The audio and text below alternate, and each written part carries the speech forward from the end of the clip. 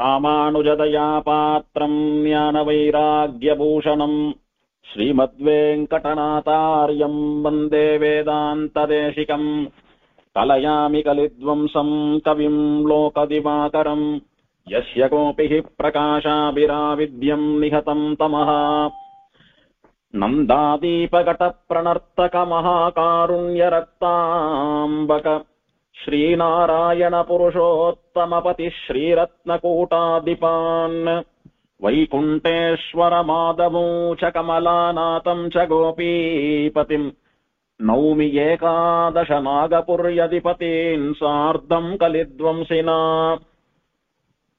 தம்பமா கடலடைத்து இலங்கைக்கு மண் கதிர்முடியவை பத்தும் அம்பினால் அறுத்து அரசு அவன் தம்பிக்கு அளித்தவன் உரை கோயில் செம்பலா நிறை செண்பகம் மாதவி சூதகம் வாழைகள் சூழ் வம்புளாம் கமுகு ஓங்கிய நாங்கூர் வன்பொருடோத்தமமே.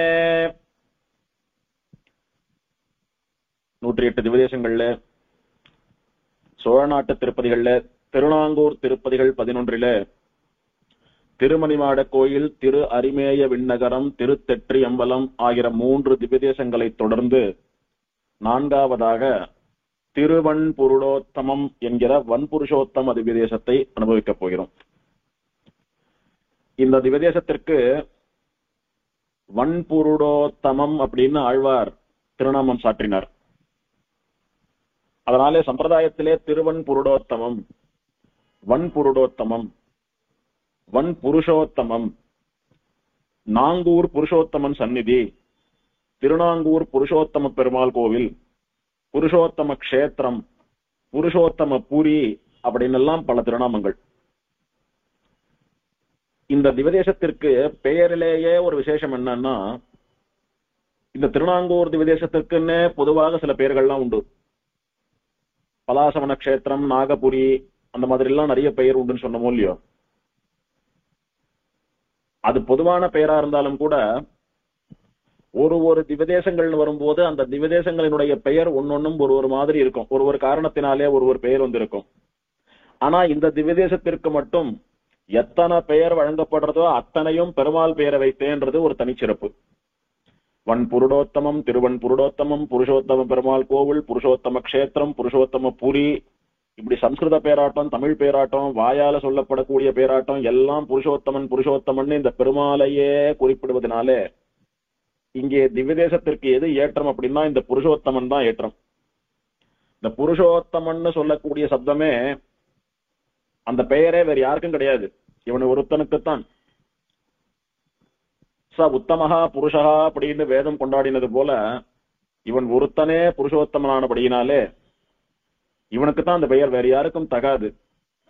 அதை கொண்டாட வேணும், அதுதான் இங்கே பிரதானம் அப்படின்றதுனால வேற எந்த பிரதானமான காரணத்தையும் கூட மறைச்சுட்டு இல்ல வாண்டான்னு விட்டுட்டு எம்பெருமான் புருஷோத்தமன் என்பதை அறிவிக்கக்கூடிய பெயர்களையே பெரியவா வச்சிருக்கா அப்படின்றது புராணமும் சொல்றது, வழக்கத்திலயும் இருக்கு, பெரியவாலும் வச்சிருக்கா, ஆழ்வாரும் சொல்றாரு அப்படின்றது ஒரு தனி ஏற்றம். எல்லா திவதேசங்களையும் பெருமாள் தான் உரையிறார். ஆனாலும் அந்த இடத்தினுடைய பெயர் வருகிறது போல மேட்டிலே பெருமாள் உரைகிறதுனாலே தெற்றி அம்பலம்னு பார்த்தோம். மணிமாட கோவில் அமைப்புல கோவில் கட்டினதுனாலே மணிமாட கோவில்னு பாக்குறோம். அந்த மாதிரி கஷேத்திரத்தினுடைய சிறப்பை சொல்றதுக்கு அரிமேய விண்ணகரம் அப்படின்னு பெருமாள் விரும்பி வந்து உரைகிறார்னு பாக்குறோம். அந்த மாதிரி இந்த திவ்யதேசத்திலே ஆலய அமைப்போ, கோவில் இருக்கக்கூடிய இடமோ, இல்ல திவ்யதேசத்தினுடைய மகிமையோ, இல்ல ஸ்தல புராணமோ இதெல்லாம் இட்டு பெயரிடாம பெருமாளுடைய தனித்தன்மை, அவனுக்கு மட்டுமே இருக்கக்கூடியதான அடையாளம், வேறு யாருக்கும் கற்பனை பண்ணி கூட பார்க்க முடியாதபடியான ஒரு ஏற்றம் புருஷோத்தம தன்மை, புருஷோத்தமத்துவம் என்பது. அதை இங்கே பிரகாசிக்கிறபடியினாலே அது பிரதானமா நம்மால அனுசந்திக்கப்பட வேண்டியதானபடியினாலே அதை பெயரா வச்சிருக்கா பெரியவா அப்படின்றதை இங்க அனுபவிக்க வேணும். இந்த திவதேசமும் கூட திருநாங்கூர் திருப்பதிகளேயே ஒன்னும், நாங்கூருக்குள்ள இருக்கக்கூடிய 6 திவதேசங்கள்ல இதுவும் ஒண்ணு. மணிமாட கோவில் பெருமாளை சேவிச்சுட்டு 2 தெரு கடந்து போனோம்னா அரிமேய விண்ணகர பெருமாள், அங்கே இருந்து ஒரு தெரு திரும்பினா திருத்தெற்றி அம்பலம், திருத்தெற்றி அம்பலத்திலிருந்து திரும்ப ஒரு தெரு போய் இடது பக்கம் திரும்பினா வன்புருஷோத்தம பெருமாள் சந்நிதி, ரொம்ப கிட்ட இருக்கக்கூடிய சந்நிதி, ஓரளவுக்கு பெரிய கோவில். கோவிலை விட புஷ்கரணி பெருசு. கோவிலுக்கு வடக்கே இருக்கக்கூடியதான புஷ்கரணி கோவிலை விட பெருசு, அத்தியாச்சரியமான புஷ்கரணி. இப்போ புருஷோத்தமன் அப்படின்னு பெருமாளுக்கு திருநாமம், அதனாலே இந்த திவதேசம் புருஷோத்தம கஷேத்திரம்னு சொல்லப்படுறதுன்னு பார்த்தோம். அப்ப புருஷோத்தம சப்தத்துக்கு அர்த்தம் அனுபவிச்சுட்டா இந்த எல்லா பேருக்கும் அர்த்தம் தெரிஞ்சு போயிடுறது. கஷேத்திரம், புரி, ஊர் இதெல்லாம் ஒண்ணுதானே. அதனால புருஷோத்தம சப்தத்தை அனுபவிச்சுட்டோமானா மத்த எந்த ஊர் பேருக்கும் விளக்கம் தேவையில்லை. புருஷால பத்தர், முக்தர், நித்யர் அப்படின்னு 3 விதமா சொல்றோம். பத்தர் அப்படின்னா இந்த சம்சாரத்திலே பிறந்து உழன்று கொண்டிருக்கக்கூடிய நாம எல்லாம் பத்த ஜீவன்கள். முக்தா அப்படின்னா இந்த சம்சாரத்திலே பிறந்தாலும் பக்தியோ பிரபத்தியோ பண்ணி மோட்சத்திற்கு சென்று முக்தியை அனுபவித்துக் கொண்டிருக்கக்கூடிய முக்த தசையிலே இருக்கக்கூடிய ஸ்ரீவைகுண்டத்திலே வசிக்கக்கூடிய ஜீவர்கள், இங்க இருந்து மோட்சத்துக்கு போனவா. நித்தியர்கள் சொல்லக்கூடியவா எம்பெருமானோடு கூடவே ஆதி காலம் முதல் இருந்து கொண்டு எம்பெருமானை போலவே அனாதியாக அவனுடைய கைங்கரியத்திலே அவனுடைய அனுபவத்திலே ஈடுபட்டிருப்பவர்கள் முக்தர்கள். அனந்தன், கருடன், விஸ்வக்சேனர் முதலான முக்தர்கள், நித்திய சூரிகள். அவ என்றும் இருந்து கொண்டு இருக்கிறவர்களானபடினாலே அவளுக்கு நித்தியர்கள், எப்போதும் இருப்பவர்கள், சத்தியர்கள்னு பெயர் உண்டு. பகவான் எப்படி நித்தியனோ அது போல இவாலும் நித்யா. இந்த பத்த, முக்த, நித்தியன்னு சொல்லக்கூடிய 3 வித புருஷால காட்டிலும் வசந்த ஒரு புருஷன் உண்டு அப்படின்னா அது இவன் மட்டும் தான். ஆகையினாலே எல்லா புருஷர்களை காட்டிலும் இந்த புருஷ வர்க்கத்திலே சொல்லப்படுகிற 3 விதமான புருஷர்களை காட்டிலும் உத்தமமான புருஷனானபடினாலே இவனுக்கு புருஷ உத்தமன். புருஷானாம் உத்தமஹா இது புருஷோத்தமஹா. புருஷர்களிலே எவன் உத்தமனோ, தலை சிறந்தவனோ, இவனுக்கு மேல் ஒரு புருஷன் இல்லையோ அவன் புருஷோத்தமன். அவனுக்கு மேல ஒருத்தர் கிடையாது. அந்த புருஷோத்தமன் அப்படின்ற சம்ஸ்கிருத பெயரை ஆழ்வார் புருடோத்தமன் மாத்தார். ஷா தமிழ்ல இல்லைன்றபடினால ஷாக்கு பதிலா டாவ போட்டு புருடோத்தமன், புருடோத்தமம்னு ஆழ்வார் மாத்துறார். சரி, புருஷோத்தமன் எழுந்தருள் இருக்கிறான், புருடோத்தமன் எழுந்தருள் இருக்கிறான். அதனால புருஷோத்தம கஷேத்திரம் புருடோத்தமம் ஆயிடுத்து. வன் அப்படின்னு போட்டிருக்காரு ஆழ்வார். என்ன அர்த்தம்? வன் அப்படின்னு வா போட்டு 3 சுழி இன்னு வன் போட்டா வள்ளல் தன்மைன்னு அர்த்தம். வன்மை, வல்லன்மை, வள்ளல் தன்மை. இந்த வள்ளல் தன்மைன்னு சொல்லக்கூடியது வள்ளல் பிளஸ் தன்மை புணர்ச்சியிலே வல்லன்மையா மாறி அது விகாரமா குறையறச்ச வல்லன்மை வன்மைன்னு மாறிடுது. இப்ப வன்மைன்னா என்ன? வன்மை, வல்லன்மை, வள்ளல் தன்மை. அப்படின்னா வளம் மிக்க ஊர் அப்படின்னு அர்த்தம். சிறந்த இயற்கை வளங்கள் மிக்க ஊர். இந்த ஊர்ல கிடைக்காத ஒரு நேச்சுரல் வெல்த், நேச்சுரல் ரிசோர்ஸ் ஒண்ணு கிடையாதுன்னு சொல்றபடிக்கு மிகவும் வளமான ஊர். 2 பக்கமும் காவிரி பாயிருது. கோவிலை விட பெரிய புஷ்கரணி இருக்கு. எம்பெருமானுடைய அனுகிரகத்தாலே பூத்து குலுங்கக்கூடிய சோலைகள் இருக்கின்றன. பசி தீர்க்கக்கூடிய எத்தனையோ கனிகளையும் காய்களையும் தரக்கூடிய மரங்கள் என்ன, கிழங்குகளை தரக்கூடிய மரங்கள் என்ன, எத்தனை ஆகாரம் உண்டோ அத்தனைக்கும் மரங்கள் உண்டு. தேன் சுரக்கக்கூடிய புஷ்பங்கள் செறிந்து கிடக்கக்கூடிய மலர் சோலைகள் உண்டு. அதனால கேவலம் மனுஷா மட்டும் இல்லாம பழத்தை சாப்பிட்டு ஜீவிக்கக்கூடிய பிராணிகளுக்கும் ஆகாரம் உண்டு. தேனை சாப்பிட்டு ஜீவிக்கக்கூடிய தேனீ முதலான வண்டு முதலான ஜீவன்களுக்கும் ஆகாரம் உண்டு. வழிப்போக்கர்களா வரக்கூடியவாளுக்கும் தீர்த்த சௌகரியம் உண்டு. சாப்பிடுறதுக்கு காய்கறி பழம் நிறைய உண்டு. அவாவா தனக்கு வேணும், தான் வியாபாரம் பண்ணிக்கணும்னு எடுத்து வச்சுக்காம எத்தனைதான் எடுக்கிறது, கைய வலிக்கிறது, முடியலன்னு விட்டுடுறா. அதாவது கீழே உதிர்ந்து வரவா போறவாள் எடுத்துன்னு போயிட்டு இருக்கா. அப்படி வளமான ஐஸ்வர்யம் உள்ள பிராட்டி தபஸ் பண்ணினதுனாலே வளமா இருக்கிற ஊரான அப்படின்னாலே வள்ளல் தன்மையுடன் கூடின புருஷோத்தமம், வளம் மிக்க புருஷோத்தமம் அப்படின்னு வன் புருஷோத்தமம்னு ஆழ்வார் சொல்றார். திரு என்பது பிராட்டியினுடைய சம்பந்தம், பெருமாள் எழுந்தருளி இருக்கிற காரணம் பற்றி மரியாதைக்காகவும் அந்த தெய்வீக தன்மையை உணர்த்துவதற்காக திரு வன் புருடோத்தமம் அப்படின்னு ஆழ்வார் இந்த திவ்யதேசத்திற்கு பெயர் கொடுக்கிறார். இங்க எழுந்தருளி இருக்கக்கூடிய எம்பெருமானுக்கு புருஷோத்தமன் அப்படின்னு திருநாமம், புருஷோத்தம பெருமாள்னு திருநாமம். பிரம்ம வித்தியைகள்ல புருஷோத்தம வித்தியைன்னு சொல்லக்கூடிய வித்தியையே உண்டு. கீதையிலையும் பெருமாள் இந்த புருஷோத்தம வித்தியை பத்தி ஆச்சரியமா கொண்டாடி இருக்கார். அப்படி வேதாந்தத்திலே இடம்பெற்ற பெயராகவும் இது இருக்கிறபடினாலே அதுவும் ஒரு சிறப்பு. இந்த புருஷோத்தமனை உபாசனை பண்ணி அவனுடைய அனுகிரகத்தினாலே அவனை அடைவதாகிற வித்தியை புருஷோத்தம வித்தியை. அந்த புருஷோத்தம வித்தியைக்கு நாயகனாக இருப்பவன் இந்த திவதேசத்திலே எழுந்தருளி இருக்கக்கூடிய புருஷோத்தம பெருமாள். அந்த வித்தியை அனுகிரகிக்கக்கூடிய அதற்கு பலன் தரக்கூடிய நாயகியாக இருப்பவள் இவனுடைய தர்மபத்னியான புருஷோத்தம நாயகி தாயார். இவன் புருஷோத்தமனானபடியினாலே, புருஷோத்தம நாயகனானபடியினாலே இந்த பிராட்டி புருஷோத்தம நாயகி. இந்த புருஷோத்தம நாயகின்றதுக்கு ரெண்டு விதமான அர்த்தம். ஒன்னும் இவன் புருஷோத்தமன், இவனுடைய பத்னியானபடியினாலே புருஷோத்தமி அப்படின்னு சொல்ல வேண்டியது, அத புருஷோத்தம நாயகின்னு சொல்றார். இன்னொன்னு புருஷோத்தம கஷேத்திரமான இந்த கஷேத்திரத்துக்கு நாயகி, அதாவது அதிபத்னி. இவன் அதிபதி, அவள் அதிபத்னி. ஆகையினாலே இவன் புருஷோத்தம கஷேத்திரத்துக்கு நாயகனானபடியினாலே இவன் புருஷோத்தம நாயகன், அவள் நாயகியானபடியினாலே புருஷோத்தம நாயகின்னு கஷேத்திரத்தை இட்டும் சொல்வது இந்த பிராட்டியை. திவ்ய தேசங்கள் அத்தனையிலையும் புருஷோத்தமன் என்கிற திருநாமம் இந்த பெருமாளை தவிர வேறு யாருக்கும் கிடையாது. ஒரு விஷயம், திருக்கரம்பனூர்னு சொல்லக்கூடிய உத்தமர் கோயில் பெருமாளை கரம்பனூர் உத்தமனையின் ஆழ்வார் பாடினார். அங்க பெருமாளுக்கு புருஷோத்தமன் தான் திருநாமம், தாயாருக்கு பூர்ணவள்ளின்னு திருநாமம். அப்போ அந்த பெருமாளுக்கு அந்த திருநாமம் இருக்கிறதே, திவ்யதேசங்கள்ல இவனுக்கு மட்டும்தான் புருஷோத்தமன் எப்படி சொல்றது அப்படின்னா, அங்கே புருஷோத்தம சப்தத்தினாலே பெருமாள் வழங்கப்படுறார், அர்ச்சனை எல்லாம் பண்றோம். வாஸ்தவத்துல ஆழ்வார் மங்களாசாசனம் பண்ணினது கரம்பனூர் உத்தமனை அப்படின்னு பண்ணார். உத்தமன் அப்படின்னா மேன்மையானவன், சிரேஷ்டன். எதிலே உத்தமானவன் அப்படின்னா புருஷர்களிலே உத்தமமானவன் வியாக்கியானம் பண்ணுவது போல உத்தமன்னு சொல்லிட்டீங்க, எதிர சுவாமி உங்க பெருமாள் உத்தமன் அப்படின்னு மத்தவா கேட்கறா அப்படின்னா அவளுக்கு பதில் சொல்லக்கூடிய விதத்திலேதான் இந்த புருஷோத்தம என்கிற திருநாமம் வழங்குகிறது அன்றி ஆழ்வாராலே புருடோத்தமன் அப்படின்னுட்டு மங்களாசாசனம் பண்ணப்படல. பொதுவா புருடோத்தமன்ற வார்த்தையை ஆழ்வார் நிறைய இடத்துல எடுத்திருக்காரு. ஆனா ஒரு கஷேத்திரத்து எம்பெருமானை அந்த கஷேத்திரத்து பேரை சொல்லி இவன் புருஷோத்தமன் அப்படின்னு சொல்லல. கரம்பனூர் உத்தமனைன்னு தான் அங்க மங்களாசாசனம். இங்க ஆழ்வார் வன் புருடோத்தமே அப்படின்னு புருடோத்தமன் எழுந்தருளி இருக்கக்கூடிய வளம் மிக்க ஊரானபடியினாலே வன் புருடோத்தமம்னு ஆழ்வார் சொன்னதுனாலே இந்த புருஷோத்தம சப்தம் ஆழ்வார் வாயாலே வந்தது இவன் ஒருத்தனுக்குத்தான் அப்படின்றது ஒரு தனிப்பெருமை. இந்த பெருமாள் ரொம்ப ஆச்சரியமான ஒரு அனுகிரகம் பண்ணின பெருமாள். ஒரு குழந்தை பசியில் அழறது, அந்த குழந்தைக்கு பால் தரணுன்றதுக்காக திருப்பார்கடலையே வர வைத்து அந்த திருப்பார்கடலிலே இருக்கக்கூடிய பாலை புகட்டி பிராட்டியானவள் அந்த குழந்தையுடைய பசியை தீர்த்தார். ஒருத்தரை ரட்சிக்கிறதுன்னா அப்படிதான் ரட்சிக்கணும் அப்படின்னு பெருமாள் கத்துக்கணும். ஒரு குழந்தை பசியில் அழறது, அதுக்கு யாரான ஒரு அம்மா பால் கொடுத்தா போறது, இல்ல ஒரு பசுவினுடைய பாலை கொடுத்தாலும் கூட தான் போறது. எத்தனையோ கதையில பார்த்திருக்கோம், பசுவே குழந்தைக்கு பால் புகட்டித்து.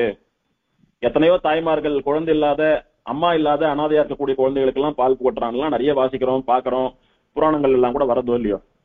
அந்த மாதிரி இந்த அழுத குழந்தைக்கு பசியாரணும்னா ஏதாவது ஒரு உபாயம் பண்ணிருக்கலாம் பெருமாள். ஆனா திருப்பார்கடல் தீர்த்தத்தை இந்த பூமிக்கு இந்த வன்புருஷோத்தமம்னு சொல்லக்கூடிய திவதேசத்திற்கு வரவழைத்து தாயார் தான் குழந்தைக்கு பால் புகற்றவரானபடியினாலே இந்த புருஷோத்தம நாயகி தாயாரிடத்திலே சொல்லி அவள் அந்த திருப்பார்கடல் தீர்த்தத்தில் இருக்கக்கூடிய அந்த பால் அக்ஷீரத்தை எடுத்து இந்த குழந்தைக்கு ஊற்றா. இப்படி யாருக்கு எது பண்ணினாலும் உத்தம பட்சத்திலேயே பண்ணக்கூடிய புருஷன் இவன், அதனாலே புருஷோத்தமன். ஏன் வெறும் பால் எல்லாம் கொடுத்தா அந்த குழந்தைக்கு பசியாராதா? அந்த குழந்தையினிடத்திலே பெருமாளுக்கும் தாயாருக்கும் விசேஷமான அனுகிரகம். பின்னால் அந்த குழந்தை பெரிய பாகவதோத்தமனா மகா விஷ்ணு பக்தனா வரணும்ன்றது பெருமாளுடைய திருவுள்ளம். இந்த குழந்தை தான் பின்னால பல கோவில்கள்ல பல கைங்கரியங்களை பண்ணி பல திவதேசங்கள்ல பெருமாளை பிரத்யக்ஷீகாரம் பண்ணி பல திவதேசங்கள்ல இந்த குழந்தைக்கு பெருமாள் பிரத்யட்சமா சேவை கொடுத்து பல கோவில்கள்ல பல பெருமாள் எழுந்தருள்வதற்கு காரணமா இருந்து கோவில், கோபுரம், மாட மாளிகை, விமானம், பிராகாரம், உற்சவத்துக்காக வாகனங்கள், இத்தனை கைங்கரியங்களையும் பண்ண போற குழந்தை. அத விசேஷமா கட்டாட்சம் பண்ணணுமோ இல்லையோ? நமக்கெல்லாம் ஞானமோ பக்தியோ இல்ல கைங்கரியம் பண்ணணும்ன்ற ருச்சியோ வைஷ்ணவாலா ஜென்ம சித்தமா நம்மளுடைய வரதுன்றது ஒரு பங்கு. நம்ம யார பார்த்து வளர்றோமோ இல்ல நம்மளை யார் வளர்க்கிறாளோ அந்த தாத்தா பாட்டி அம்மா அப்பா ஆத்துல இருக்கிற பெரியவா அவாலேந்து வர்றதுன்றது ஒரு பாகம். நம்ம எந்த ஆச்சாரியாலே சிக்ஷிக்கப்படுறோமோ எந்த ஆச்சாரியனிடத்திலே நெருங்கி பழகிறோமோ அவளை பார்த்து அவ அனுஷ்டானத்தை பார்த்து கத்துக்கிறதுன்றது அடுத்தபடி. இதெல்லாம் போக இவெல்லாம் அவளுடைய காரியத்தை சரியா பண்ணி நம்மளை தயார் பண்ணினாலும் கூட நம்மளுடைய கர்மா நாம அப்படி எப்படி வயசுக்கு வயசு பருவத்துக்கு பருவம் நம்ம புத்திகள் யோசனைகள் இடங்கள் வாழ்க்கை முறை இதெல்லாம் மாறிண்டு போறபடினாலே இதெல்லாம் நித்தியமா நீடித்து வாழ்நாள் முழுக்க நிலைக்கிறதா அப்படின்னா பல பேருக்கு கேள்விக்குறியா நிக்கிறது. சின்ன குழந்தையில நன்னா நெத்திக்கிட்டுக்கும், நன்னா ஸ்தோத்திரம் எல்லாம் சொல்லிட்டு இருந்தது. இப்ப அப்படி பசங்களோட சேர்ந்து ஸ்கூல் காலேஜ் வேலைன்னு போக போக எல்லாம் மறந்துடுத்தோ, திரும்பி பழையபடி பார்க்கணும்னு ஆசையா இருக்குன்னு வருத்தப்படுற எத்தனை பெரியவா இருக்கா, எத்தனை பெத்தவா இருக்கா. அதனாலே காலதேச வர்த்தமானங்கள், யாரோட பழகிறோம், எங்க வளர்றோன்றதெல்லாம் மாத்திடுறது இல்லையோ.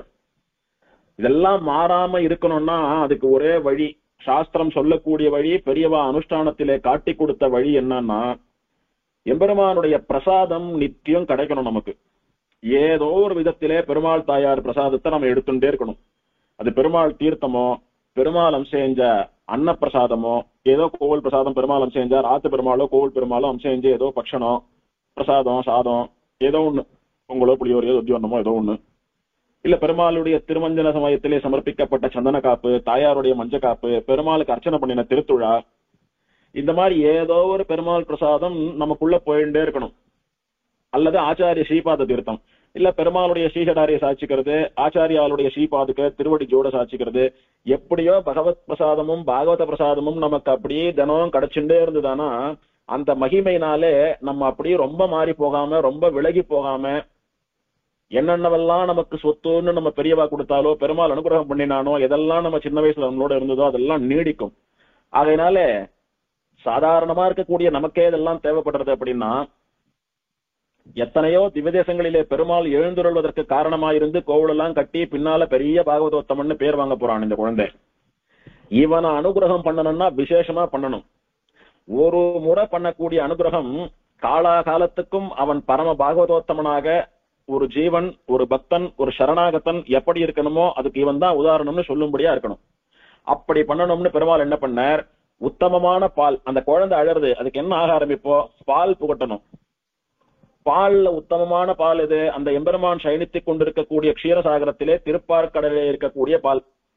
அதுக்கு மேல லோகத்திலே உத்தமமான ஒரு பால் உண்டோ, கிடையாதுன்றபடினாலே அண்ட சராசரத்திலும் பிரம்மாண்டத்திலும் அதுக்கு மேல உத்தமமான ஒரு க்ஷீரம் கிடையாது. அதனால அந்த க்ஷீராப்தியில் இருக்கக்கூடிய க்ஷீரத்தையே இங்கு வரவழைத்து, லோகத்திலே இவளுக்கு மேல சிறந்த தாய் உண்டோ,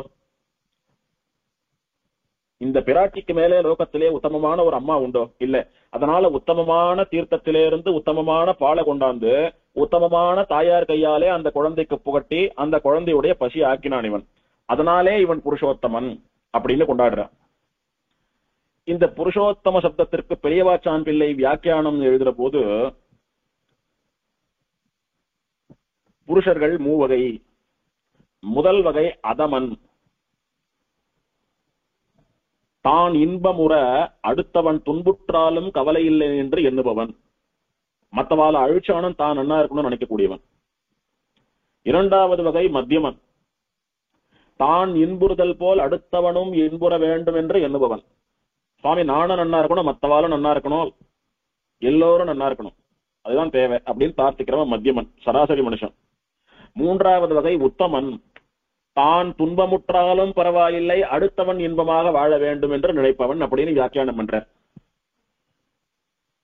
மத்தவா ஏதான உதவின்னு கேட்டுட்டாலானா, மத்தவா ஏதான கஷ்டத்துல இருக்கான்னு தெரிஞ்சா அதை பார்த்துட்டு அவ கஷ்டம் அவ அனுபவிக்கிறான், நமக்கு என்ன இருக்குன்னு விலகி நிக்காம, அதை தன்னுடைய கஷ்டமா ஏறிட்டு தான் அவமானப்பட்டாலும், தான் தாழ்ந்தாலும், தான் நன்னா இல்லைன்னாலும் பரவாயில்ல, தான் துன்பமுற்றாலும் பரவாயில்லை, தான் கஷ்டப்பட்டாலும் பரவாயில்ல, இவன் பார்த்துட்டு இருக்கிற புறத்தையாருடைய கஷ்டத்தை தீர்த்து வைக்கணும்னு எவன் முனைகிறானோ செயலாற்றுகிறானோ அவன் உத்தமன் என்பதாக பெரியவாச்சான் பிள்ளை வியாக்கியானம் எழுதுறார். இதுல அதமனை காட்டிலும் மட்டமானவன் அதமா அதமன்னுட்டு ராட்சச சுபாவம் நிறைந்தவன், தானும் நிம்மதியா வாழ மாட்டான், மத்தவாலையும் நிம்மதியா வாழ விட மாட்டான், அதுவும் ஒரு வியாக்கியானம் உண்டு. ஆக இப்படி 4 விதம்னு வச்சுட்டாலும் 3 விதம்னு வச்சுட்டாலும் எல்லாரை விட உத்தமன் யாருன்னா இந்த எம்பெருமான் தான். பெருமாள் பல இடங்களிலே தன்னை தாழ்த்தி கொண்டு பிறரை வாழ வைத்த விருத்தாந்தங்கள் எல்லாம் நமக்கு நன்னா தெரியும். ஓங்கி உலகளந்த உத்தமன் ஆண்டாள் சாதிக்கிற போது கூட திருவிக்கிரமாவதாரத்திலே பெருமாள் இந்த உலகங்கள் அண்டசராசரங்கள் ஐஸ்வர்யம் எல்லாம் தன்னுடையதா இருக்க, இதுல யாருக்கு எது வேணும்னால இவன் பிச்சை போடக்கூடிய ஸ்தானத்திலே இருக்க, தேவர்கள் சரணாகதி பண்ணுட்டான்ற ஒரே காரணத்துக்காக அவ சரணாகதியை ஏற்றுண்டு அவளுக்காக எல்லாருக்கும் பிச்சை போடக்கூடிய ஸ்தானத்திலே இருக்கிற இவன் போய் பிச்சை வாங்கினானோ இல்லையோ. ஆகையினாலே தன்னை அண்டியவர்களை, தன்னை விட தாழ்ந்து தன்னிடத்திலே வந்து வேறு கதி இல்லாமல் தன் காலில் விழுந்தவர்களை காப்பாற்ற வேண்டும் என்கிற ஒரே காரணத்திற்காக பிச்சை எடுக்க வேண்டிய அவசியமே இல்லாத இவன் பிச்சை எடுத்தான். ஆகையினாலே இவன் உத்தமன் அப்படின்றத அங்கேயும் தெரிவிக்கிறார்.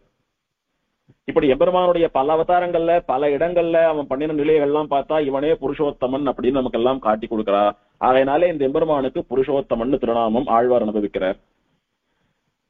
ஏகாதச ருத்ராளுடைய கோபத்தை அடக்கி அவளை சாந்த ஸ்வரூபிகளா மாத்துறதுக்காக 11 ருத்ரங்களுக்கு 11 எம்பெருமான் எழுந்தருளினான்னு பார்த்தோம். அதுல இந்த புருஷோத்தமன் யாரு அப்படின்னா அயோத்தியால இருக்கக்கூடிய சக்கரவர்த்தி திருமகன் ஸ்ரீராமனே இங்க புருஷோத்தமனா வந்து எழுந்தருளி சேவை சாதிக்கிறான் அப்படின்றது ஸ்தலபுராணம். இத பெரியாழ்வாரும் கூட ஒரு மாதிரி மறைமுகமா உணர்த்துறார் நமக்கு. பெரியாழ்வார் ஒரு பாசுரத்திலே வடதிசை மதுரை சால கிராமம் வைகுந்தம் துவரை அயோத்தி இடமுடை வதரி இடவகையுடையம் புருஷோத்தமன் இருக்கை. என்னுடைய புருஷோத்தமன் இருக்கை, எம்பெருமான் நான் சேவிக்கக்கூடிய புருஷோத்தமன் இருக்கிறானே ஸ்ரீமன் நாராயணன், அவன் இருக்கை, அவன் எழுந்தருளி இருக்கக்கூடிய ஸ்தலங்கள் இதெல்லாம் அப்படின்னு சொல்லிட்டே வரச்ச வடதிசையிலே வடதேசத்திலே வடநாட்டு திருப்பதிகள்ல மதுரா, சாலகிராமம், வைகுந்தம், துவாரகா, அயோத்தியா, பத்ரி அப்படின்லாம் சொல்லிட்டு வரச்ச அங்கே எழுந்தருளி இருப்பவன் புருஷோத்தமன் என்று இந்த அயோத்தியில இருக்கக்கூடிய எம்பெருமானையும் குறிக்கிறார். இப்ப மதுரா, சாலகிராமம், வைகுந்தம், துவாரகா இங்க இருக்கிறவாள்லாம் புருஷோத்தமா தான் இல்லைன்னு.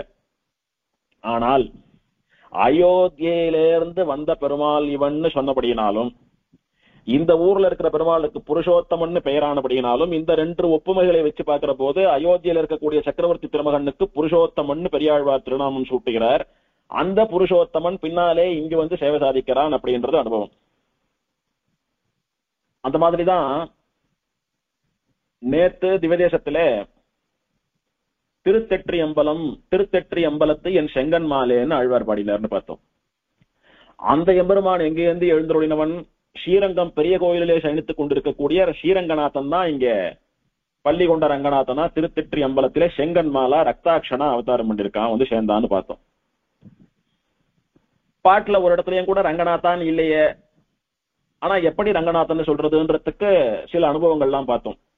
அதிலே ஒரு அனுபவமாக ஆண்டாள் கல்யாணம் பண்ணிண்டா ரங்கநாதனை தான் பண்ணிப்பேன் அப்படின்னு உறுதியா நின்னான்.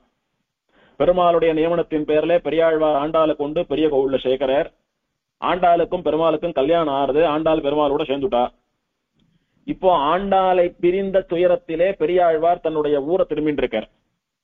அப்படி ஊர் திரும்பின்னு இருக்கிற வழியிலே ஆழ்வார் ஸ்ரீரங்கத்திலிருந்து ஸ்ரீவல்லிபுத்தூருக்கு வந்து சேரணும். வழியிலே திருமாலிருஞ்சோலைக்கு வந்து அங்க பெருமாளை சேவிச்சுண்டு அந்த எம்பெருமான மங்களாசாசனம் பண்ணிட்டு இருந்த ஆழ்வார் அந்த சன்னதி படியிலே உட்கார்ந்துட்டு இருந்தார். உட்கார்ந்துட்டு இருந்து ஆண்டாளை நினைச்சுட்டு ஒரு பாசுரம் சொன்னார். அப்படியே மாற புடிச்சுட்டு சாஞ்சுட்டார் அப்படின்னு ஒரு கதை சொல்லுவா. அதனால பெரியாழ்வாருடைய திருவரசு இன்னும் திருமாலிருஞ்சோலையில் இருக்கு, சேவிக்க முடியுது. அவருடைய பிருந்தாவனத்தை சேவிக்க முடியுது.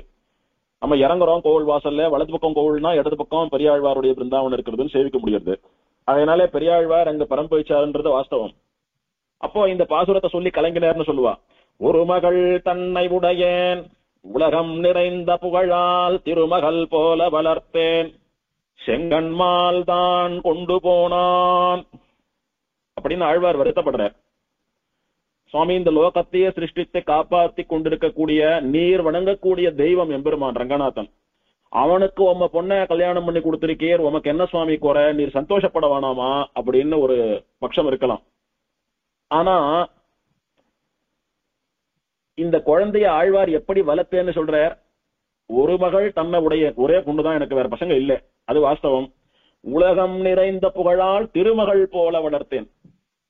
என் பொண்ண மகாலட்சுமி ஆட்டமா, ஸ்ரீதேவி ஆட்டமா, பிராட்டி ஆட்டமானா வளர்த்தேன்னு சாதிக்கிறார். இதுல ஒரு கேள்வி வருது. என்ன கேள்வின்னா, பெரியாழ்வார் ரொம்ப ஏழைன்னு தெரிகிறது. ஆண்டாள் சின்ன வயசுல கூட என்ன பிரார்த்திச்சுக்கிறா, 100 தடா வெண்ணையும் 100 தடா அக்கார விடிச்சலும் சமர்ப்பிக்கிறேன்னு பிரார்த்திச்சுட்டவோ, வந்து நீ அம்சயிக்கணும்னு பெருமாளை கேட்டவோ, திடீர்னு அடுத்த பாட்டுல என்னால இப்ப முடியாது, அத்தனை வசதி இல்லை, இப்போ நாளை பின்ன நான் பண்ணக்கூடிய சக்தி வந்தா 1க்கு 100 பண்ணிடுவேன், அன்னைக்கு வந்து சாப்பிடணும்னு சொல்லிட்டா. பாவம், ஆசைப்பட்டு சொன்னா. பெரியாழ்வார் ஏழை ஏழை பிராமணர், எங்க அப்பா அவரால் இதெல்லாம் பண்ண முடியாது, நானும் சின்ன பொண்ணு, என்னால முடியாது, பின்னால நான் நன்னா இருந்தேனா சௌகரியமா இருந்தா நன்னா சமர்ப்பிக்கிறேன், அப்ப வந்து அம்சைன்னு பிரார்த்திச்சு பாசுரத்தை முடிக்கிறார். அடுத்த பாட்டுல இன்னு வந்து இத்தனையும் அமுது செய்திட பெரில் பின்னும் அப்படின்னு சாதிக்கிறார். அதை எம்பெருமானார் நிறைவேற்றி வைத்தார்னு தான் அவரை ஆண்டாள் ஸ்ரீவல்லிபுத்தூருக்கு போன போது ஒரு அடி முன்னாலே வந்து வாரியர் நம் கோயில் அண்ணனேன்னு கூட்டா. அதனால ஆண்டாளுக்கு அண்ணனான பெருமாள் அப்படின்னு அவருக்கு திருநாமம். கோதாகிரஜர் அப்படின்னு சொல்றோம் அவர் சம்ஸ்கிருதத்துல கூட. ஆண்டாளுக்கு மூத்தவர் அண்ணன் விட்டு பெரும்போதூர் மாமுனிக்கு பின்னானால் வாழியன் ஆண்டாளையும் கொண்டாடுறோம். ஆண்டாள் இப்படி 100 தடா அக்கார வடிசையில் 100 தடா வெண்ணெய் சமர்ப்பிக்கிறது கூட எங்களுக்கு கஷ்டம், எங்களால முடியாது, வசதி இல்லைன்னு பாட்டுல சொல்லியிருக்குச்சே. திருமகள் போல வளர்த்தேன்னு சொல்றாரு ஆழ்வார், மகாலட்சுமி ஆட்டம் வளர்த்தேன்னு சொல்றாரு. அத்தனை செல்வமாய் வாழிடத்துல அப்படின்னா, பொதுவா லக்ஷ்மி அப்படின்னு சொன்னாலே எல்லோருக்கும் ஞாபகம் வரக்கூடியது கேவலம் ஐஸ்வர்யம். அதாவது இந்த உலகத்து பணம் மட்டும் தான் ஞாபகத்துக்கு வர்றது நிறைய பேருக்கு. தாயார் லக்ஷ்மி ஸ்ரீதேவின்னு சொல்லிட்டா நல்ல பணம் கிடைக்கும், பணம் கொடுப்பான், இது ஒண்ணு மட்டும் தான் ஞாபகம் வருது. ஆனா தாயாருடைய மேன்மை வெறும் பணத்தினாலே மட்டும் அல்ல, வெறும் செல்வத்துக்கு மட்டும், இந்த உலகத்திலே பயன்படக்கூடிய வெறும் பொருளுக்கு மட்டும் தாயார் அதிபதினா அவ சாமானியமான தேவதையா போடுறாளோ இல்லையோ. ஒரு செல்வத்துக்கு அதிபதினா குபேரனை சொல்லிட்டு போலாமே. இப்ப தாயார் வந்து வெறும் கேவலம் இந்த பணத்துக்கு அதிபதினு நான் சொல்றது, பணத்துக்கும் அதிபதி, பணத்தையும் கொடுப்பாள். அதுக்கு மேல எத்தனை கொடுக்கிறா தாயார் நமக்கு? சமஸ்த ஜனனியும் வந்தே சைத்தன்ய ஸ்தன்யதாயினின்னு ஞானமே நமக்கு தாயார் தான் கொடுக்கிறான்னு சுவாமி தேசிகன் கொண்டாடுறார். எந்த ஒரு விஷயத்திலும் ஞானம் இல்லாமல் நம்மளால என்ன பண்ண முடியும்? ஒண்ணுமே பண்ண முடியாது. ஒரு மனுஷனும் இந்த ஞானம் மட்டும் இல்லைன்னா ஜடமா போடுறானோ இல்லையோ. ஞானமே இல்ல, ஜடமா உட்கார்ந்துட்டு என்ன பண்றது ஏது பண்றதுன்னு தெரியாம உட்கார்ந்துட்டு இருக்க வேண்டியதுதான், கல்லாட்டமா உட்கார்ந்துட்டு இருக்க வேண்டியதுதான். ஒரு காரியத்தையும் பண்றான் வாழறான் அப்படின்னா ஒரு சிக்ஸ்த் சென்ஸ்னு ஒண்ணு இருக்குன்னா அது சைத்தன்யம்னு சொல்லக்கூடிய ஞானம், அறிவு, அது தாயார் தானே கொடுக்குறா எல்லாருக்கும். அதனாலதானே எல்லாருக்கும் அவள் தாய், அறிவு பாலை ஊட்டக்கூடிய தாய்னு சுவாமி கொண்டாடுறார். அதனால ஞானத்தை கொடுக்குறா. பெருமாளிடத்திலே நமக்காக புருஷகாரம் பண்றா. நம்ம பண்ற பாவங்களை எல்லாம் தன்னுடைய அனுகிரகத்தினாலே தன்னுடைய அருளாலே இல்லாமல் செய்து நமக்கு நல்ல புத்தி புகட்டி நம்மள நல்ல வழியில செலுத்துறா. ஒரு ஆச்சாரியன் பண்ணக்கூடிய காரியமான ஸ்காலித்தியை சாசிதாரம்னுட்டு தப்பு பண்றவால திருத்தரா. அப்படியே நாம திருந்தலைன்னாலும் பெருமாளிடத்திலே சொல்லி நம்மள திருந்தும்படியா பண்றா, சிருஷ்டி பண்றா. சரணாகதி பண்றச்ச பெருமாளோட சமானமா நின்று நம்முடைய சரணாகதியை ஏத்துக்கிறா. பெருமாளிடத்துல புருஷகாரமும் பண்றா. 2 பேரும் சேர்ந்துதான் நமக்கு மோட்சமும் கொடுக்குறா. நாம பண்ணக்கூடிய கைங்கரியங்களை எல்லாம் 2 பேரும் சேர்ந்துதான் வாங்கிக்கிறா. எம்பெருமான் யாருடைய பாசத்திற்காவது யாருடைய கடைக்கண் பார்வைக்காவது ஏங்குறான்னா அது ஒருத்திதான். அப்படி இத்தனை ஏற்றங்களை உடைய தாயாரை வெறும் பணத்துக்கு அதிபதி, வெறும் பணம் மட்டும் கொடுப்பான்னா சொல்றது. அதனால திருமகள் போல வளர்த்தேன் அப்படின்னா மகாலட்சுமி ஆட்டமா செல்வ செழிப்போட அப்படியே பல கோடிக்கு அதிபதியா வளர்த்தேன்றதுதான் அர்த்தம் இல்லை. திருமகள் அப்படின்னு சொன்னதுக்கு என்ன காரணம் அப்படின்னா, நான் திருமகள் போல வளர்த்ததினாலேதான் திருமால் வந்து அவளை கரம் பற்றினான். அவளை வெறும் மகளாக வளர்த்திருந்தால் எவனோ ஒருவன் கரம் பிடித்திருப்பான். அதனாலே திருமகள்னு சொன்னது இந்த திருமாலுக்கு ஏற்றபடி என் பெண்ணை வளர்த்தேன், அதுதான் முக்கியம். இப்போ எல்லோரும் சாப்பிடுறோம். எப்படி சாப்பிடுறோம்? தலிகை பண்ணி சாப்பிடுறதுன்னு பரிபாஷையில சொல்றோம். தமிழ்ல சமைத்து சாப்பிடுதல்னு சொல்றோம். சமைத்தல் அப்படின்னா என்ன? சமைத்தல் அப்படின்னா பதப்படுத்துதல், பக்குவப்படுத்துதல் அர்த்தம். அரிசியை சாதம் பண்ணிக்கிறோம், பருப்பை கொண்டு குழம்பு பண்ணிக்கிறோம், காய்கறி எல்லாம் கொண்டு கரம்பு பண்ணிக்கிறோம். இப்ப இந்த அரிசி பருப்பு காய்கறி இதெல்லாம் சாப்பிடுற வஸ்து தான். பச்சையா சாப்பிட்டோமானா பசியா இருக்கு அப்படியே இருக்கலாம் மொழி, எதுக்கு அது வேலை இல்லாம மெனக்கெட்டு தலிகை பண்ணிண்டு. எப்படி சாப்பிட்டா அது எப்படி பக்குவமா பதப்படுத்தி சாப்பிட்டா சரீரத்துக்கு நல்லது, சாப்பிடுறதுக்கு ருச்சியா இருக்கிறது, காலத்துக்கும் உடம்பு ஆரோக்கியமா இருக்கும்னு இதெல்லாம் பார்த்து நாம சாப்பிடும்படியா அதை பக்குவப்படுத்துவதற்கு பதப்படுத்துவதற்கு சமைத்தல்னு பெயர். அந்த மாதிரி எம்பெருமான் நம்மை ஏற்றுக்கொள்ள வேணுமானால், ஈஸ்வரனானவன் பரம்பொருளானவன் ஜீவர்களான நம்மை தன்னுடைய திருவடிகளிலே சேர்த்துக் கொள்ள வேண்டுமானால் அவனுக்கு தகுந்தது போல நாம் பதப்பட்டிருக்க வேண்டும், பக்குவப்பட்டிருக்க வேண்டும். அது என்ன? நம்முடைய பாவங்கள்லாம் கழியறது, நமக்கு நல்ல புத்தி வருவது, நாம பக்தி ஸ்ரத்தையா இருக்கிறது, பாகவதர்களிடத்திலே ஆச்சாரியர்களிடத்திலே நாம பணியறது, எம்பெருமானிடத்திலே பிராட்டி இடத்திலே பக்தியாக இருப்பது, அப்படின்னு நமக்கு இந்த பக்குவங்கள் எல்லாம் வரணும். அப்படி பக்குவப்பட்டால் நாமும் சமைக்கப்பட்ட பதார்த்தம் போல ஆகிவிடுவோம். அதையும் எம்பெருமான் ஒரு நாள் ஸ்வீகரிப்பான். பெருமாளுக்கு தலிகை அம்சம் பண்றதுன்றதே எது கொண்டாந்தோம்? இந்த லோகத்தை எல்லாம் சிருஷ்டி பண்ணி எல்லோருக்கும் சாதம் போட்டு எல்லோருக்கும் படி அளந்துட்டு இருக்கிற பெருமாளுக்கு அவன் ஒருவேளை சாப்பிடறதுக்கு ஆகாரம் இருக்காதா? நம்ம ஆத்துல தலை பண்ணி போட்டாதான் பெருமாள் சாப்பிடுவானா? நம்ம கோவில்ல சக்கர பொங்கலும் புளியோரையும் பண்ணாதான் பெருமாள் பசியாடுறானா? இல்ல, அவனுக்கு அவசியம் இல்லை. அதெல்லாம் எதுக்காக நாம பண்றோம்? ஒண்ணுமே இல்லாம அப்படியே மனம் போன போக்குல கால் போன போக்குல வாழ்ந்துட்டு திடீர்னு ஒரு நாள் பெருமாளிடத்திலே உன்னுடைய ஆத்மாவை சமர்ப்பணம் பண்ணு, உன்னுடைய ஆத்மாவை பெருமாளுடைய திருவடிகளிலே சமர்ப்பின்னு சொன்னா என்ன தோணும்? சமர்ப்பிக்கிறதுனா என்ன சுவாமி? அப்படின்னா என்ன?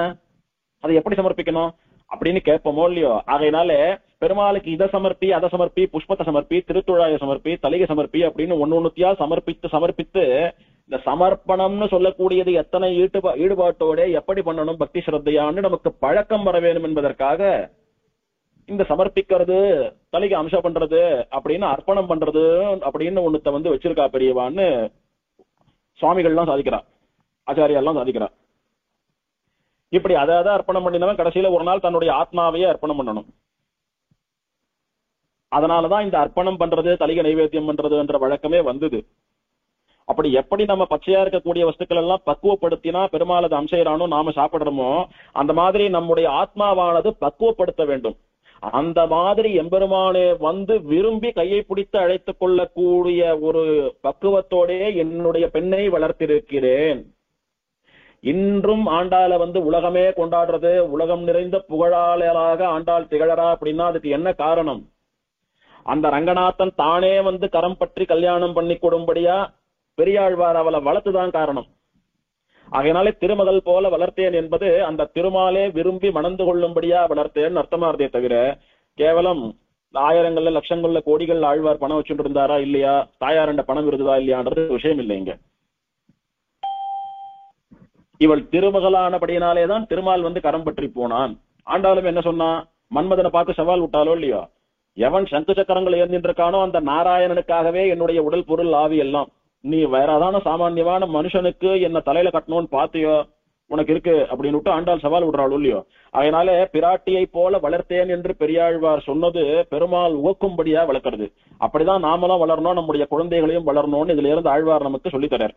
இப்படி ஆழ்வார் திருமகள் போல வளர்த்தேன், அப்படி வளர்த்தேன். குழந்தையே இல்ல, திடீர்னு கிடைச்சா ஒரே குழந்தை, அத்தனை ஆசையா வளர்த்தேன் அவளை. சாட்சாத் ஸ்ரீ மகாலட்சுமி ஆட்டமா வளர்த்தேன். மகாலட்சுமி ஆட்டமா வளர்த்ததுக்கு பலனா பெருமாள் வந்து ஐஷம் போட்டான், அது வேற. ஆனா என்ன விட்டு போட்டாலே, என் பக்கத்துல இல்லையே, இப்போ என் ஒரே குழந்தை அப்பா அப்பான்னு என் பின்னாடியே சுத்தின்னு இருந்த குழந்தை எங்க ஆத்துல இல்லையே அப்படின்னு ஆழ்வார் தன்னுடைய பெண்ணை பிரிந்த தகப்பனாக வருத்தப்படுறேன். அப்ப சொன்னவர் என்ன சொன்னார்? ரங்கநாதன் தான் கொண்டு போனான், அரங்கன் தான் கொண்டு போனான், பெரிய பெருமாள் தான் கொண்டு போனான்னு சொல்லல ஆழ்வார். செங்கண்மால் தான் கொண்டு போனான், சிவந்த கண்களை உடைய பெருமாள் தான் அழிச்சுண்டு போனான் அப்படின்றார். இது பொதுவா எல்லா பெருமாளுக்கும் ஒட்டக்கூடிய அம்சம் தானே. எல்லா எம்பெருமானுடைய திருக்கண்களும் செந்தாமரையை போல இருக்கின்றனன்றது பொதுவான அம்சம் தானே. எல்லா திவ்யதேசத்து பெருமாளையும் தான் சொல்லலாம், திவ்யதேசம் அல்லாத பெருமாளையும் தான் சொல்லலாம். ஆனால் ஆண்டாள் எந்த எம்பெருமானை வாயழகர், கண்ணழகர், கொப்பூழில் எழுகமல பூவழகர்னு எல்லாம் அந்த கண்ணினுடைய அழகிலே ஆழங்கால் பட்டு அனுபவித்தாலோ, அந்த கண்ணழகு எந்த ஆண்டாளை எந்த கண்ணழகு மயக்கி அவன் வளையிலே விழச் செய்ததோ, எந்த கண்ணழகை காட்டி மயக்கி வசீகாரம் பண்ணி ஆண்டாளை திருமணம் செய்து கொண்டானோ, அவள் மயங்குவதற்கு, அவள் அவனை திருமணம் செய்து கொள்வதற்கு பண்ணிட்டா அவனைத்தான் பண்ணிப்பேன் இல்லைன்னா வாழவே மாட்டேன்னு நின்னாலே, அந்த அளவுக்கு அவளை மையலேற்றிய அந்த கண்கள் ஆழ்வாருக்கு ஞாபகம் வரவே அந்த கண்ணை கொண்டு மயக்கியே என் பொண்ணு அழிச்சு போட்டான் பாவன் அப்படின்ற மாதிரி ஆழ்வார் செங்கண்மால் தான் கொண்டு போனான் அப்படின்னு சிவந்த தாமரையை போன்ற கண்களை உடைய ரங்கநாதன் என் பெண்ணை அழைத்து கொண்டு போனான் அப்படின்னு பொன்னை பிரிந்த பாசத்திலே ஆழ்வார் அப்படியே பரம்போசிட்டார் அப்படின்னு சொல்றது உண்டு செவி வழி செய்தியா. அந்த ரங்கநாதனே இங்க வந்து சயனிச்சுட்டு இருக்கிறபடியினாலே இவனுக்கும் செங்கண்மால் அப்படின்னு திருமங்கை ஆழ்வார் சொல்வது பொருத்தமாறுது. எப்பவுமே செய்யாதன செய்வோம் அப்படின்னு சொல்ற மாதிரி நம்ம பெரியவா என்ன பண்ண மாட்டாலோ அதை பண்ணக்கூடாது, நம்ம பெரியவா எதை பண்ணாலோ அதை உகக்கணும் அப்படின்றது நம்ம சம்பிரதாயம். முன்னவராம் நம் குறவர் மொழிகள் உள்ள பெற்றோம் அப்படின்னு மனவாளபாமணிகளும் சாதிக்கிறார். நம்முடைய பூர்வாச்சாரியர்கள் என்ன சொன்னாலோ அதுவே நமக்கு வேதம், அதுவே நமக்கு பிரமாணம், அதுவே நமக்கு உத்தமமான ஒரு ஆதாரம். ஆகையினாலே அதையே கை கொள்ள வேணும். திருமங்கையாழ்வார் தனக்கு பூர்வாச்சாரியரான பெரியாழ்வார் என்ன பயன்படுத்தினார் இந்த எம்பெருமானுக்கு திருநாமம் செங்கன்மால் என்பதாக. அதனால் தன்னுடைய பூர்வரான பெரியாழ்வார் உகந்த இந்த செங்கன்மால் என்கிற திருநாமத்தை திருவங்கையாழ்வாரும் கூட இந்த எம்பெருமானுக்கு சாத்துறார். இதே ரங்கநாதனுக்கு எத்தனையோ பாசுரங்கள் பாடினவர் இந்த திருவங்கையாழ்வார். இந்த ரங்கநாதனுக்கு எத்தனையோ கைங்கரியம் பண்ணி அவனிடத்திலே மண்டி கிடந்தவர் திருவங்கையாழ்வார். மோட்சம் கூட அவனதான் கேட்டார். தெற்கு வீட்டுல தரையனுட்டு திருக்குறுங்குடியில கொடுத்தான் ரங்கநாதன் மோட்சத்தை இவருக்கு. அப்படிலாம் அத்தனை தூரம் ரங்கநாதனிடத்திலே ஈடுபட்ட இந்த ஆழ்வார் அரங்கன், அரங்கநகரப்பன், அரங்கநகராளன், ரங்கன் எல்லாம் சொல்லாம செங்கன்மால் அப்படின்னு சொல்றாருன்னா நம்முடைய முன்னோர்கள் பயன்படுத்திய சொல்லானபடினாலே பெரியாழ்வார் உகந்த செங்கன்மால் என்கிற திருநாமத்தை உகந்து இந்த ரங்கநாதனுக்கு செங்கன்மால்னு பெயர் சூட்டுறார் அப்படின்னு அனுபவிக்கணும். இப்படி ஆழ்வார்களுடைய அனுபவமே அலாதியான அனுபவம். அந்த மாதிரி இந்த திவதேசத்திலே மூலவர்னு பார்த்தா எதுக்காக சொன்னதுன்னா திருவன் புருடோத்தமம் அப்படின்னுட்டு பெயர் எங்க இருந்து எடுத்துக்கிறார் ஆழ்வார்னா அதே பெரியாழ்வாருடைய வாக்குல இருந்து எடுத்துக்கிறார். வடதிசை மதுரை சால கிராமம் வைகுந்தம் துவரையோர்த்து இடமுடை வதறி இடவகையுடைய எம் புருஷோத்தமன் இருக்கைன்னு சொல்லப்படுகினாலே அந்த அயோத்தியிலே இருக்கக்கூடிய புருஷோத்தமனே இந்த வன்புருடோத்தமத்திலே புருஷோத்தமனா வந்து சேவை சாதிக்கிறான்னு ஆழ்வாருடைய அனுபவம். இப்போ மூலவர் வன்புருடோத்தமன், புருஷோத்தமன் அப்படின்னு எல்லாம் திருநாமம். கிழக்கே திருமுக மண்டலம் நின்ன திருக்கோலத்திலே பெருமாள் ஆச்சரியமான சேவை. இந்த எம்பெருமான் உற்சவருக்கும் புருஷோத்தம பெருமாள் தான் திருநாமம். இந்த திவதேசத்திற்கு ஒரு சிறப்பு, ஒரு உயிர் நாடியான விஷயம் அப்படின்னா இந்த உற்சவர் ரொம்ப அழகான உற்சவர், ரொம்ப அழகு. இந்த திவதேசத்திற்கு ஏதாவது ஒரு ஹைலைட் சொல்லுங்க அப்படின்னா உற்சவர் அழகுன்றதுதான் ஒரே ஹைலைட். இந்த திவதேசத்துக்கு அத்தனை அழகு, சேவிச்சா தெரியும். இங்க இப்ப இருக்கக்கூடிய புருஷோத்தம பெருமாள் நின்ன திருக்கோலத்திலே சேவை சாதிக்கிறார். ஆழ்வாராலே மங்களாசாசனம் பண்ணப்பட்ட இன்னொரு பெருமாள் இங்க உண்டு. அவருக்கு கடல் அடைத்த பெருமாள்னு பெயர். கடல் அடைத்த பெருமாள். அவர் மூலவர் என்னான்னு தெரியல, ஆனா உற்சவர் எழுந்தருள் இருக்கிறார். இப்போ அந்த உற்சவர் அமர்ந்த திருக்கோலத்திலே இருக்கக்கூடியவர். இப்படி இங்கே புருஷோத்தம பெருமாள் என்றும் கடல் அடைத்த பெருமாள் என்றும் ரெண்டு பெருமாள். தாயாருக்கு புருஷோத்தம நாயகி பங்கஜவள்ளின்னு திருநாமம். விமானம் சஞ்சீவி விக்கிரக விமானம் அல்லது பஞ்சகிரக விமானம்னு ரெண்டு விதமான பெயர்களாலே வழங்கப்படக்கூடிய விமானம். தீர்த்தம் திருப்பார்கடல் தீர்த்தம், பெரிய புஷ்கரணி. யாருக்கு பெருமாள் பிரத்யக்ஷம் அப்படின்னா வியாக்கிரபாதர்னு சொல்லக்கூடிய ஒரு ரிஷிக்கும் அவருடைய குழந்தையான உபமன்யுவுக்கும் பிரத்யக்ஷம். ஆகமம் ஸ்ரீபாஞ்சராத்திராகமம். மங்களாசாசனம் திருமங்கையாழ்வார் பெரிய திருமொழியிலே 4-10 திருமொழி 4-2 ஒரு பதிகம் முழுக்க 10 பாசுரங்கள். இப்ப ஸ்தல புராணத்தை அனுபவிக்கலாம். வியாக்கிரபாத மகர்ஷின்னு ஒரு முனிவர். வியாக்கிரம் அப்படின்னா புலி, பாதம்னா கால், புலிக்கால் முனிவர்னு பெயர். இவர் சிவனிடத்திலே தபஸ் பண்ணி தனக்கு புலிக்கால் வேண்டும் அப்படின்னு கேட்டு வாங்கிட்டதுனாலே புலிக்கால் வந்து விட்டபடினாலே வியாக்கிரபாதர் புலிக்கால் முனிவர்னு பெயர் இவருக்கு. அந்த வியாக்கிரபாத ரிஷி பெருமாளிடத்திலும் நல்ல பக்தி கொண்டவரா இருந்தார். அவருடைய முக்கியமான கைங்கரியம் என்னன்னா அவருக்கு பெருமாள் அது இதுன்னு இல்லை, எல்லா தெய்வங்களையும் வணங்கக்கூடியவர். அதனால எந்தெந்த ஊர்ல எல்லாம் சுவாமி இருக்கோ அங்கெல்லாம் போய் புஷ்பங்களை கொய்து சரமா தொடுத்து மாலையா தொடுத்து பெருமாளுக்கு புஷ்ப கைங்கரியம் பண்ணிட்டு இருக்கக்கூடிய கைங்கரியம் பண்றவர் அவர். அந்த வியாக்கிரபாதருக்கு கல்யாணமாகி ஒரு குழந்தையும் உண்டு. அந்த குழந்தைக்கு உபமன்யுன்னு பெயர். அந்த குழந்தை பச்சிலம் குழந்தையா இருக்கும் போது அந்த குழந்தை பிரசவிச்ச கொஞ்ச நேரத்திலேயே அந்த குழந்தையுடைய தாயார் போயிடுறா. பசும்பாலை கொடுத்து வளர்த்துண்டு வந்து இந்த வியாக்கிரபாத ரிஷியானவர் திரும்ப ஒரு கல்யாணம் பண்ணிக்கிறதுல ஈடுபாடு இல்லாம அந்த குழந்தைய கூட எடுத்துட்டு இந்த குழந்தைய இவரே பார்த்துண்டு ஊர் ஊரா போய் பூச்செடிகள் இருக்கிற புஷ்பத்தை எல்லாம் பறித்து மாலை கட்டி பெருமாளுக்கோ இல்ல வேற தேவத்தைக்கோ சாத்திட்டு அப்படியே வாழ்ந்துட்டு இருக்காரு. அப்படி பண்ணினவர் இந்த ஊருக்கு வரார், இந்த பலாசவ நட்சத்திரத்துக்கு வரார். வந்து இந்த வனம் இவ்வளவு அழகா ஆச்சரியமா வைகுண்டமாட்ட இருக்கிறத பார்த்துட்டு நிச்சயம் இந்த ஊர்ல கொஞ்ச நாள் வசிக்கணும்னு முடிவு பண்ணி உள்ள வந்துடுறார். வந்தவர் இந்த திருப்பார்கடல் தீர்த்தம் அப்போ இல்ல, அங்க அந்த ஊருக்கு அழகு சேர்க்கக்கூடியதான அத்தனை பெரிய குளமான திருப்பார்கடல் தீர்த்தம் அப்போ இல்ல அங்க. அது ஒரு வனமாக இருந்தது. அந்த திருப்பார்கடல் தீர்த்தம் இப்போது இருக்கக்கூடிய வனப்பகுதிக்கு வந்து சேர்றார். வந்து சேர்ந்து பார்த்தா கண்ணை பறிக்கக்கூடிய கலர் கலரா இருக்கக்கூடிய நல்ல வாசனை வீசக்கூடிய அழகான மென்மையான புஷ்பங்கள்லாம் பூத்து குலுங்குறது. அந்த மலர் சோலைகளை எல்லாம் பார்த்தவருக்கு ஒரு நிமிஷம் கைகாலெல்லாம் அப்படி நடுங்கிறது. ஏன்னா அந்த மாதிரி கைங்கரியம் பண்ணி பண்ணி ருச்சி ஏறி போனவருக்கு அதை பார்த்த உடனே பார்த்துட்டு பேசாம ஒருமை இருக்க முடியல. உடனே அதை பறிச்சு அங்க பார்த்தார் பெருமாள் இருக்கார், பெருமாளுக்கு சமர்ப்பிக்கணும் அப்படின்னுட்டு அவருக்கு மனசு அதுல போகுது. குழந்தைக்கு பசிக்குமே, அதுக்கு பால் புகட்டணுமே, அதெல்லாம் யோசிக்கல. அவர் குழந்தைய மரத்தடியில ஒரு நிழல்ல போட்டார். குழந்தை படுத்துட்டு இருக்கிறது. இவர் பாட்டுக்கு பூ பறிக்க போயிட்டார். இவர் பலவிதமான புஷ்பங்கள் இருக்கிறத பார்த்து எல்லாத்தையும் பறிச்சுட்டு அதுலயே லயிச்சு போயிட்டார். இதை மறந்து போயிட்டார். குழந்தைய விட்டுட்டு வந்ததையே மறந்து போயிட்டார். அந்த குழந்தை கொஞ்ச நேரம் கழிச்சு பசியில அழறது.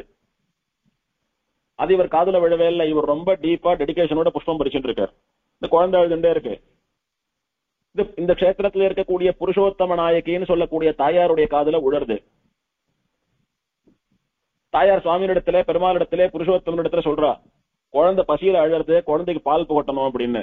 பெருமாள் உடனே அப்படியே அதை உடனே பண்றேன்னு திருப்பார்கடலை இங்க வர வைக்கிறார். அந்த திருப்பார்கடல் பூமிக்கு வரது இந்த வன்புருஷோத்தமம்னு சொல்லக்கூடிய திவ்யதேசத்துக்கு ஒரு பார்க்கடல் தீர்த்தமா ஒரு புஷ்கரணியா மாறுறது. அப்புறம் பிராட்டியை பார்த்து கண்களால பெருமாள் செய்ய பண்றார், வர வச்சுட்டேன் அப்படின்னு. பிராட்டியானவள் என்ன பண்றா, அந்த திருப்பார்கடல் தீர்த்தத்துக்கு போய் அதுல இருக்கக்கூடிய பாலை ஒரு கிண்ணத்துல எடுத்து அந்த குழந்தைக்கு புகட்டுறா. அந்த குழந்தை சாப்பிடுறது. இப்படி எம்பெருமானாலே திருப்பார்கடல் பாலையே வரவழைக்கப்பட்டு புருஷோத்தம நாயகி தாயாராலே ஊட்டப்பட்ட அந்த குழந்தை தான் வியாக்கிரபாத முனிவரனுடைய குழந்தையான உபமன்யுன்னு சொல்லக்கூடிய குழந்தை. திருப்பேர் நகர் பெருமாள் வந்தது யாராலே? இந்த உபமன்யுவால தான். இந்த உபமன்யுவுக்கு சாபம் ஏற்பட்ட போது அதை சாப விமோசனம் பெற வேணும்னா 1,00,000 ஸ்ரீவைஷ்ணவாளுக்கு ததியாராதனம் பண்ணணும்னா அதுல ஒரு ஸ்ரீவைஷ்ணவனா அப்ப கூடத்தான் எல்லாத்தையும் சாப்பிட்டு அப்ப கூடத்தை வாங்கிட்டு போய் படுத்துட்டு இருக்கான்னு பார்த்தோம். இந்த மாதிரி பல விதேசங்கள் உபமன்யுவால ஏற்பட்டது. பல கைங்கரியங்கள் பண்றான் உபமன்யு. அதுக்கெல்லாம் காரணம் என்ன அப்படின்னா, திருப்பார்கடல் தீர்த்தத்தை வரவழைக்கப்பட்டு சகல லோக மாதாவான தாயார் கையாலேயே பால் சாட்டது அந்த லட்சுமி குமாரன்ற காரணம்தான். பின்னால இந்த குழந்தை அப்படி 4 ஒரு மேனி பொழுது ஒரு வண்ணமா வளர்ந்துட்டு வருது. இப்ப தாயாரானவள் திருப்பார்கடல் பாலை புகட்டினா குழந்தைக்கு பசியாரி போயிடுத்து. அந்த முனிவர் அவர் பாட்டு கைங்கரியம் பண்ணிட்டு இருக்கார். குழந்தையும் அவரோட சேர்ந்து வளர்ந்துட்டு வருது. பிற்காலத்திலே இவர் அப்படியே கைங்கரியத்திலேயே ஊறி போனபடியினாலே இவருக்கு குழந்தைக்கு பாடம் சொல்லி கொடுக்கறது, காலக்ஷேபம் பண்றது அதெல்லாம் மனசுல தோணலை இவருக்கு. அதனாலே வேற ஒரு ஆச்சாரியனிடத்திலே குழந்தையை அனுப்பி வைத்தார். இந்த குழந்தையோட ஆச்சாரியர் பெயர் அப்போத தௌமியர்னு பெயர். அந்த குழந்தை போய் முதல்ல சேவிக்கிறது. சேவிச்சுட்டு, சுவாமி எனக்கு எல்லா விஷயங்களையும் கத்துக் கொடுக்கணும், நான் இந்த மாதிரி வியாக்கிரபாத ரிஷியனுடைய பையன் உபமன்யுன்னு பேர் எனக்கு சேவிக்கிறது போய். அப்ப அந்த குழந்தைய பாக்குறாரு ஆச்சாரியர். பார்த்தா என்ன இப்படி ஒரு தேஜஸ் சொட்டுறது இந்த குழந்தைக்கு? பெருமாளான்னா இது இந்த மாதிரி ஒரு தேஜஸோட வேத அத்தியனம் பண்ணி வேத அர்த்தங்களை எல்லாம் தெரிஞ்சுட்டு இருக்கிறவா வேணா இந்த மாதிரி ஒரு தேஜஸ்ல அதுலயும் இதுல ஒரு 1/4 பாகம் ஒரு 1/2 பாகம் ஒரு அம்சம் வச்சுட்டு இருக்கலாமே தவிர இத்தனை தேஜஸ் எல்லாம் வேதம் படிக்கிறதுக்கு வரைச்சியே இருக்கிறதுன்றதெல்லாம் ரொம்ப அபூர்வம். பிராமணனுக்கு எது தேஜஸ்? வேதம் தானே தேஜஸ். வேதாந்தகோ பிராமணசியான்னு சகஸ்ரநாமம் கூட அதுதானே சொல்றது. அதனால இன்னும் வேதமே கத்துக்கல, ஆனா எப்படி இவ்வளவு தேஜஸ் வந்தது இந்த குழந்தைக்கு அப்படின்னு ஆச்சரியப்படுறார். ஏதோ ஒரு விஷயம் இருக்கு, அது என்னன்னு கண்டுபிடிக்கணும் அப்படின்னு மனசுல வச்சுக்கிறார். சிஷ்யாலா இருக்கிறவா ஆச்சாரியனுக்கு கைங்கரியம் பண்ணி தான் வித்தியை வாசிக்கணும் அப்படின்னு சாஸ்திரம் சொல்றது. அந்த காலத்துல ஆச்சாரியன் தங்கி இருக்கக்கூடிய அவருடைய திருமாளிகை அவருடைய ஆத்துக்கு போயிடுவா. அத குருகுலமா அவர் குருவினுடைய ஆத்திலேயே வாசம் பண்ணி குழந்தைகள் படிக்கிறதுன்றது வழக்கம். அப்ப குருவுக்கு எப்படி காலக்ஷேபம், எப்படி அவர் வயிற்ற கழுவார் அப்படின்னா, இந்த சிஷ்யாலாம் போய் காய்கறிகள் கிழங்குகள் இதெல்லாம் சேகரிச்சுன்னு கொடுக்கணும். பிரம்மச்சாரி சன்னியாசி இவாள்லாம் ஒருத்தரை சார்ந்தே இருக்கக்கூடியவா. அதனால இவா போய் யார் கேட்டாலும் யார் எதை கேட்டாலும் கொடுத்துருவா இல்லைன்னு சொல்லாம. ஆச்சாரியரும் உஞ்சவருத்திக்கு போவார். இந்த மாதிரி என்ன கிடைக்கிறதோ அதை வச்சு சாதம் பண்ணி சாப்பிட்டு அப்படி வாழ்ந்துட்டு வருவா. ஆச்சாரியன் என்ன சாதம் போடுறாரோ, ஆச்சாரிய பத்னி என்ன போடுறாளோ அதுதான் ஆகாரம் இவாளுக்கு. தனியாலாம் பண்ணி சாப்பிட்டுக்க முடியாது இவா. அந்த மாதிரி இருந்திருக்கிற சமயத்துல எல்லோருக்கும் என்ன சாதம் போடுறாரோ அதை தான் உபமன்யுவுக்கும் போட்டார். ஆனா உபமன்யு மட்டும் விசேஷமான தேஜஸோடய இருக்கான். இது என்னன்னு கண்டுபிடிக்கணும்னு உபமன்யுவுக்கு சாதம் போடுறத குறைச்சுட்டே வந்தா.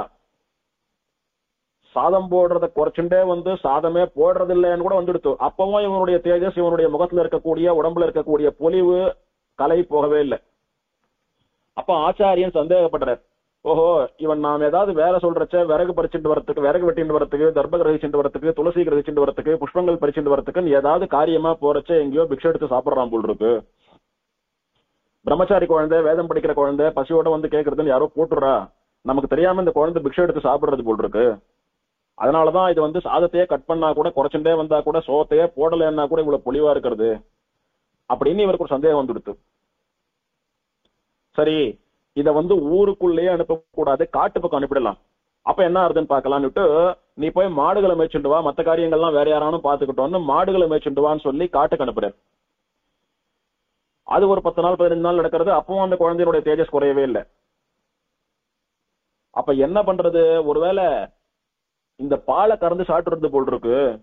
பசிக்கு எதுவும் இல்ல, ஆத்துல இருந்தா மாமி சாதம் போடுவா, காட்டுக்கு வந்துட்டோம் ஒன்னும் இல்லைன்னு பசுவோட பாலை கறந்து சாப்பிட்டு தெம்பாருக்கு போல் இருக்கு அப்படின்னு நினைச்சிட்டு என்ன பண்றார், ஒரு வார்த்தை சொல்றார், பசுவனுடைய பாலை என்னுடைய அனுமதி இல்லாம கறந்து சாப்பிடக்கூடாதுன்னுட்டார்.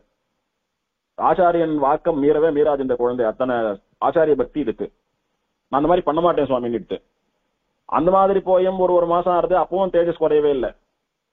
என்ன நினைச்சுட்டாரு இவர்னா, இந்த பசுக்கள் பாலை கறக்கறச்சியோ இல்ல தானே பாலை சுரையறச்சியோ கீழே பால் சொட்டுறதே, அந்த சொற்ற பாலை வாய வச்சு சாப்பிடுறது போல் இருக்கு, அதனாலதான் பொழிவு குறையலன்னுட்டு வாயில பாலே படக்கூடாது, ஒரு சொட்டு பால் கூட வாயில போக கூடாதுன்னுட்டு சரி அதே நிறுத்திடுத்து.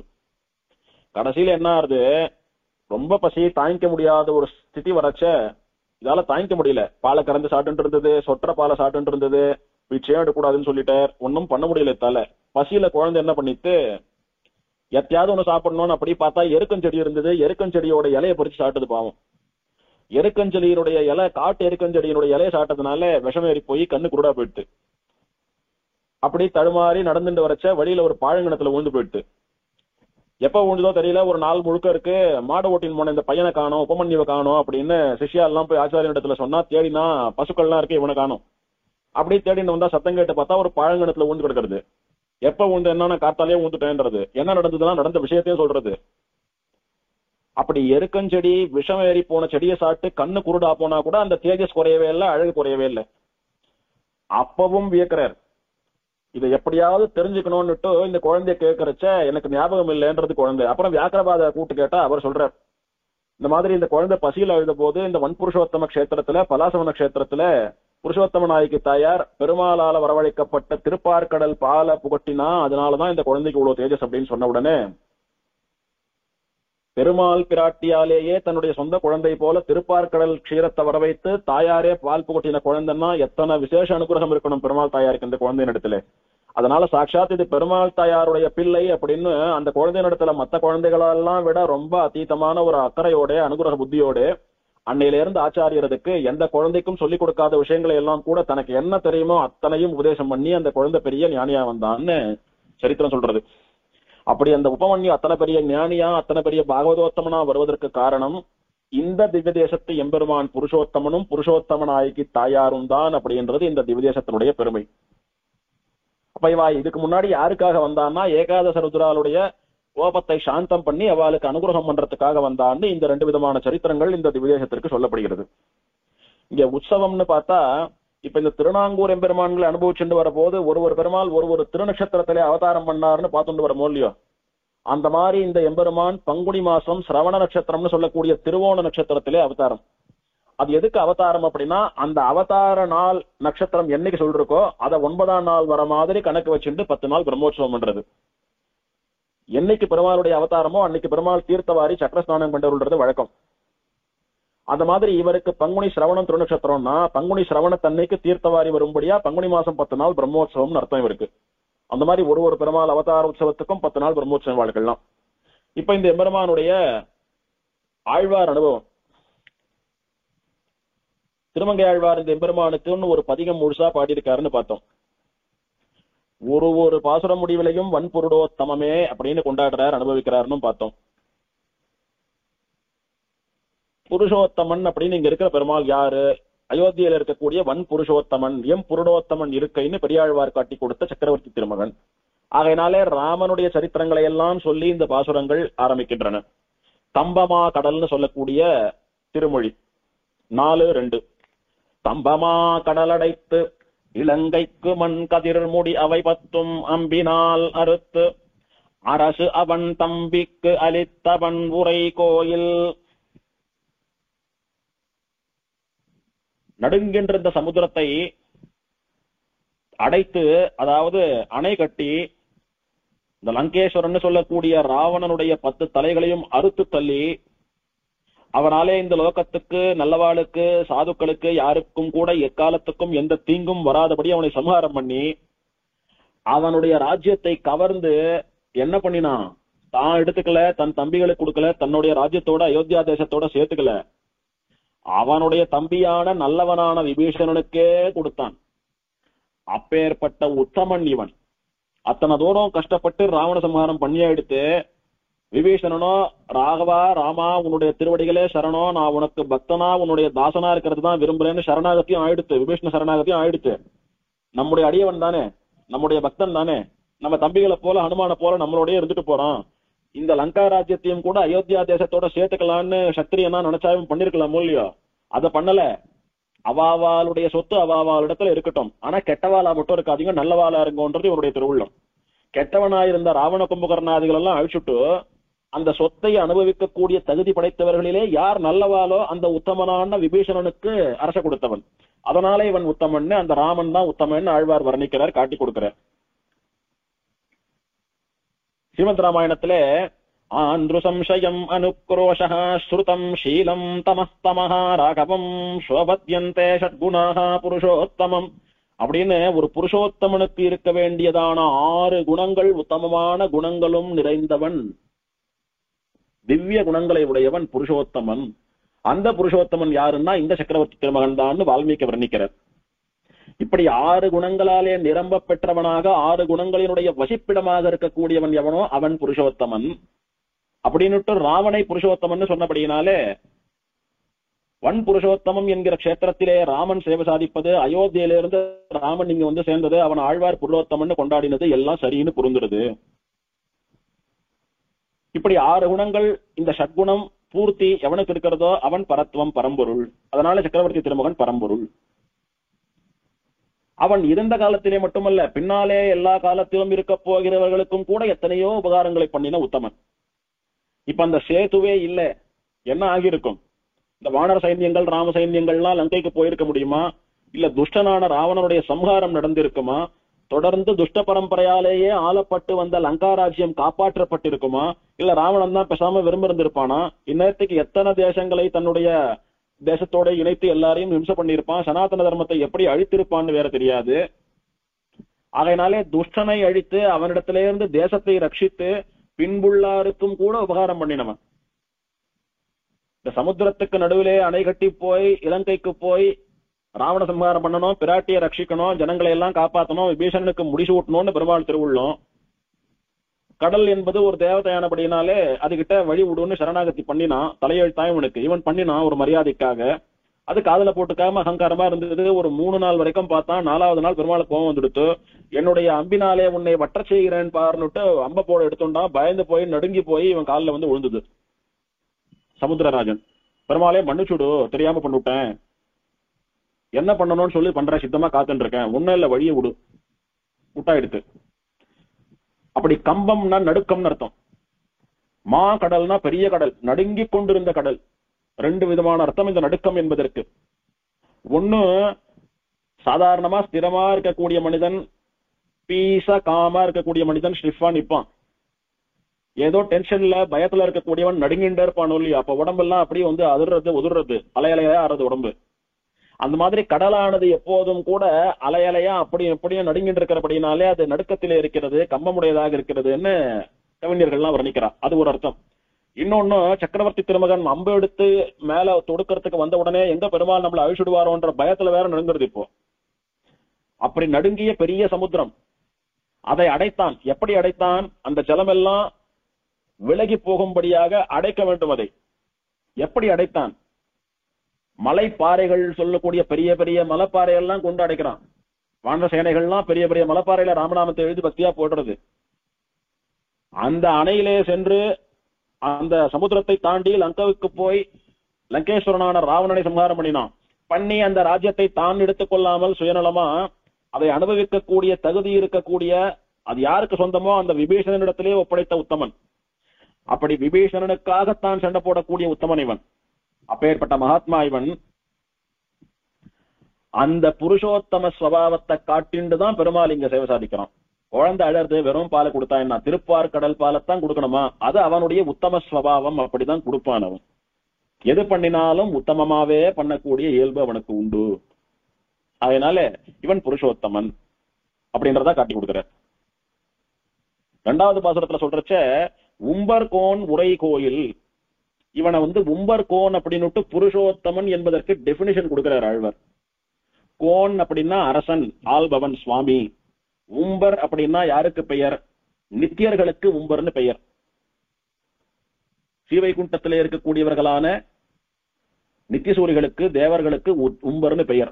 அவளுடைய அரசன் அப்படின்னா அந்த நித்தியசூரிகளுக்கும் சுவாமியாக இருக்கக்கூடியவன் யாரு? சாட்சாத் பரம்பொருள் என்பதை, புருஷோத்தமன் என்பதை காட்டிக் கொடுக்கிறார். ஆக புருஷோத்தமன் என்கிற திருநாமத்திற்கு பரியாய பதம் இன்னொரு வார்த்தை உம்பர்கோன் என்பதுன்னு புரிந்து கொள்ள வேணும். இந்த புருஷோத்தமன்ற பெயரில் இங்க இருக்கக்கூடிய தெய்வம் சாதாரண தெய்வம் இல்ல. அனந்தகருட விஸ்வக்சேனாதி நித்தியசூரிகளுக்கும் சுவாமி கோன் ராஜா, அவர்களை ஆளக்கூடியவன், அவளை வச்சு ராஜ்யம் பண்றவன். இந்த திவதேசத்துல இருக்கக்கூடிய வேதமோதிய அந்தணர்களான பாகவதாருடைய பெருமையை காட்டுற போது நல்ல வெந்தழல் 3 4 வேதம் ஐவேல்வியோடு 6 அங்கம் வல்ல அந்தணர். இந்த வழக்கமா சொல்றதுதான். 4 வேதங்களை அத்தியனம் பண்ணினவா, பஞ்சமகா யஜ்ஞங்களை கடைபிடிக்கக்கூடியவா, வேத அங்கங்கள் 6 தெரிந்தவா, அப்பேற்பட்ட பிராமணோத்தமர்கள் மல்கி கிடக்கக்கூடிய 1 2 இல்ல, ஊரெல்லாம் ஒரே பிராமணா தலையா தெரியறது. எல்லோரும் 4 வேதம் படிச்சவா, பஞ்சமகா யஜ்ஞம் பண்றவா, 6 அங்கங்கள் தெரிஞ்ச மகா பண்டிதா, எங்கு பாரு பிராமணாலாவே இருந்துட்டு இருக்கா அப்படின்னு சாதிக்கிறார். இதுல விசேஷமான ஒண்ணு என்னன்னா, தழல் 3 அக்னிகளை குறிப்பிடுகிறார். பார்கஸ்பத்தியம் ஆகவனீயம் தட்சிணாக்னின்னு சொல்லக்கூடிய, கார்கபத்தியம் ஆகவனீயம் தட்சிணாக்னின்னு சொல்லக்கூடிய 3 அக்னிகள். நித்திய அக்னிஹோத்திரம் பண்ணக்கூடிய அக்னிஹோத்திரிகளாலே ரட்சிக்கப்பட வேண்டிய அக்னிகள். இந்த 3 அக்னிக்கு 3 பெயர். இப்ப இந்த 3 தழல்னா நெருப்பு. இந்த 3 தழலையும் யார் தொடர்ந்து ரட்சிக்கிறார்களோ அவ நித்தியம் விடாத அக்னிஹோத்திரம் பண்ணிட்டு இருக்கான்னு அர்த்தம். தழல்னு சொன்னா போறோமோ இல்லையோ, நல்ல வெந்தழல் அப்படின்னா நல்லா தகதகான்னு தகிச்சுட்டு இருக்கிற 3 அக்னிகள்னு சொல்றாரு. அப்படின்னா என்ன அர்த்தம்? ஒரு வேலை விடாத பண்ணிட்டு இருக்க அக்னிஹோத்திரத்தைன்னு அர்த்தம். ஏதோ வெறுமே அக்னிஹோத்திரம் பண்ற மாதிரி ஒரு ரூம் கட்டி ஒரு செட்டு போட்டா எடுத்து நாள் கிழமன்னா பண்ணுவா, சார்தம்னா பண்ணுவா, என்னைக்கு முடியறதா அன்னைக்கு பண்ணுவா, முடியலன்னா விட்டுடுவான்றது கிடையாது சுவாமி. நல்ல வெந்தழல் தகதகதகான்னு எப்போதும் அப்படியே ரெட் ஹார்ட் போல, அப்படியே ரெட் அயன்னு சொல்றமே அந்த மாதிரி அப்படியே தகதகான்னு அப்படியே ஏதான ஊழுதுன்னா ஒரு ஸ்டனத்துல அப்படியே பஸ்மமா போடும். அந்த மாதிரி அப்படியே ஜொலிக்கிறது அக்னி.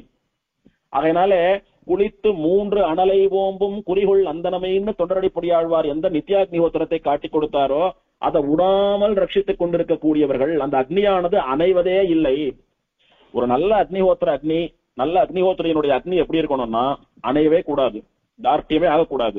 அவர் என்னைக்கு அக்னிஹோத்திரம் பண்ண தொடங்கினாரோ அன்னையிலிருந்து அவர் பரமபதிக்கிற வரைக்கும் அந்த அக்னி அணையவே கூடாது. அப்படி அவர் பண்ண தொடங்கின நாள்ல இருந்து அவர் இந்த உடம்ப விட்டுட்டு போற நாள் வரைக்கும் அந்த அக்னி எரிஞ்சுட்டே இருக்கணும். அப்படி அணையாத அக்னியை கொண்டு அது அணைவதற்குள்ளே அந்த நெருப்பு எடுத்து அவருக்கு சம்ஸ்காரம் பண்ணி அவருடைய திருவேணியை எம்பெருமானுக்கு சமர்ப்பிப்பதாகிற வேள்வி யாகம். அந்த அந்தியேஷ்டின்னு சொல்லக்கூடிய கடைசி இஷ்டி. அது இஷ்டின்னா யாகம், அந்தியேஷ்டின்னா அந்திம காலத்திலே பண்ணக்கூடிய கடைசி இஷ்டி. இவர் யாகம்னு இஷ்டி பண்ணி என்னென்னலாம் பெருமாளுக்கு சுவாகா சுவாகான்னு சமர்ப்பித்தாரோ அந்த இவரையே சுவாகான்னு சொல்லி எம்பெருமானிடத்திலே சமர்ப்பிப்பதாகிற யாகம். அதை பண்ண கொடுத்து வைத்தவர்கள் எவரோ அவ உத்தமமான அக்னிஹோத்திரிகள், உத்தமமான பிராமணோத்தமர்கள்னு வேதம் தர்மசாஸ்திரங்கள்லாம் கொண்டாடுறது. அப்படி நல்ல வெந்தகள் இருக்கிறபடினாலே அந்த அக்னியானது இவ பண்ண ஆரம்பித்த நாள்ல இருந்து பெருமாள் திருவடி போய் சேர்ற நாள் வரைக்கும் அணையறதே இல்ல, தகதகான் தகிச்சுன்னு இருக்கு அப்படின்ற. இவ பரமபதி சுடுறா, அந்த அக்னியை சம்ரட்சிக்கிறவா யாரும் இல்ல. நாளைக்கு அவருடைய புள்ளையோ சிஷ்யனோ தம்பியோ யாரோ சம்ரட்சிக்கலாம். ஆனா இவருடைய திருமேனி இங்க இருக்க இன்னும் தீட்டு போலையே, இவர் இன்னும் சம்ஸ்காரமே பண்ணலையே. ஒரு வேலையான நிக்கிறது, ஒரு நாளான நிக்கிறதோ இல்லையோ, அப்போ அந்த அக்னியை அணைஞ்சு போடுறதுக்கு சான்ஸ் உண்டு. அந்த திருமேனியை வச்சிருந்த அந்த தீட்டோட கூட அந்த அக்னியை யாரும் சம்ரட்சிக்கிறவா இல்ல, பண்ணவும் கூடாது. அப்ப என்ன அர்த்தம்? அந்த அக்னியானது தார்ட்டியமாவதற்கு அணைவதற்கு முன்பே இவரை சம்ஸ்காரம் பண்ணிடணும். அது அவருடைய பாக்கியம். அது அவரும் அதுதான் உகப்பார் அப்படின்றதா தர்மசாஸ்திரம் சொல்றது. அந்த மாதிரி நல்ல வெந்தழல் 3 ரட்சிக்கக்கூடிய அக்னிஹோத்திரம் பண்ணக்கூடிய சுவாமிகள் எழுந்தருள் இருந்த திவதேசம் இவளுடைய நித்தியானுஷ்டான சிரத்தையை காட்டி கொடுக்கிறார் ஆழ்வார். நல்ல வெந்தழல் என்ற போதே அக்னிஹோத்திர தர்ஷபூர்ணமாச சோமயாகாதிகள் செய்வது தெளிவாகும்னு வியாக்கியானம். நித்திய அக்னிஹோத்திரம் மட்டும் பண்ணல, அக்னிஹோத்திரத்துக்கு அடுத்தபடி இஷ்டி பண்றது தர்ஷ பூர்ணமாச இஷ்டின்னு ஒரு பௌர்ணமிக்கும் பண்ணக்கூடிய இஷ்டி அதையும் பண்ணிட்டு வரா. அதுக்கு அடுத்த ஸ்டெப் அதோட நின்று போல, அதுக்கு அடுத்த ஸ்டெப் சோமயாகம் பண்ணினா யாகங்கள்லாம் பண்றா. அதனால இப்படி எப்பா பாரு ஏதானும் அந்த அக்னியை கொண்டு அக்னி காரியங்கள் பண்ணிட்டே இருக்கிறபடினால அக்னி அணையறதே இல்ல. கேவலம் அக்னிஹோத்திரம் பண்ணினா கூட இத்தனை வெந்தழலா இருக்காது சுவாமி. இவ என்ன ஸ்ரௌத்த காரியங்கள்லாம் உண்டோ, அக்னி காரியங்கள் என்னென்னலாம் வேதத்துல பிராமணம் பண்ணணும்னு சொல்லிருக்கோ அத்தனையும் பண்றா போல் இருக்கு. அதனாலதான் அக்னி அப்படியே தகதகான் மின்றது சுவாமி அப்படின்னு அவளுடைய அந்த ஸ்ரௌத்த கர்மாவை ஸ்ரௌத்த அனுஷ்டானத்தை ஆழ்வார் கொண்டாடுறார். இந்த எம்பெருமான் இந்திரன் முதலான தேவர்களுக்கெல்லாம் கூட சுவாமி அவளுக்கும் மேற்பட்ட உத்தமன். உம்பர் கோன் அப்படின்னு சொன்னது, உம்பர் அப்படின்னா நித்தியசூரிகள் தேவர்கள்னு ரெண்டு விதமா அர்த்தம் சொல்லலாம். அனந்தகரோட விஸ்வக்சேனாதிகளை உம்பர்னு சொன்னா அவளுக்கு இவன் தான் கோன் அப்படின்றது படாமல் எல்லோரும் ஒத்துக்கொள்ளும்படியான விஷயம்.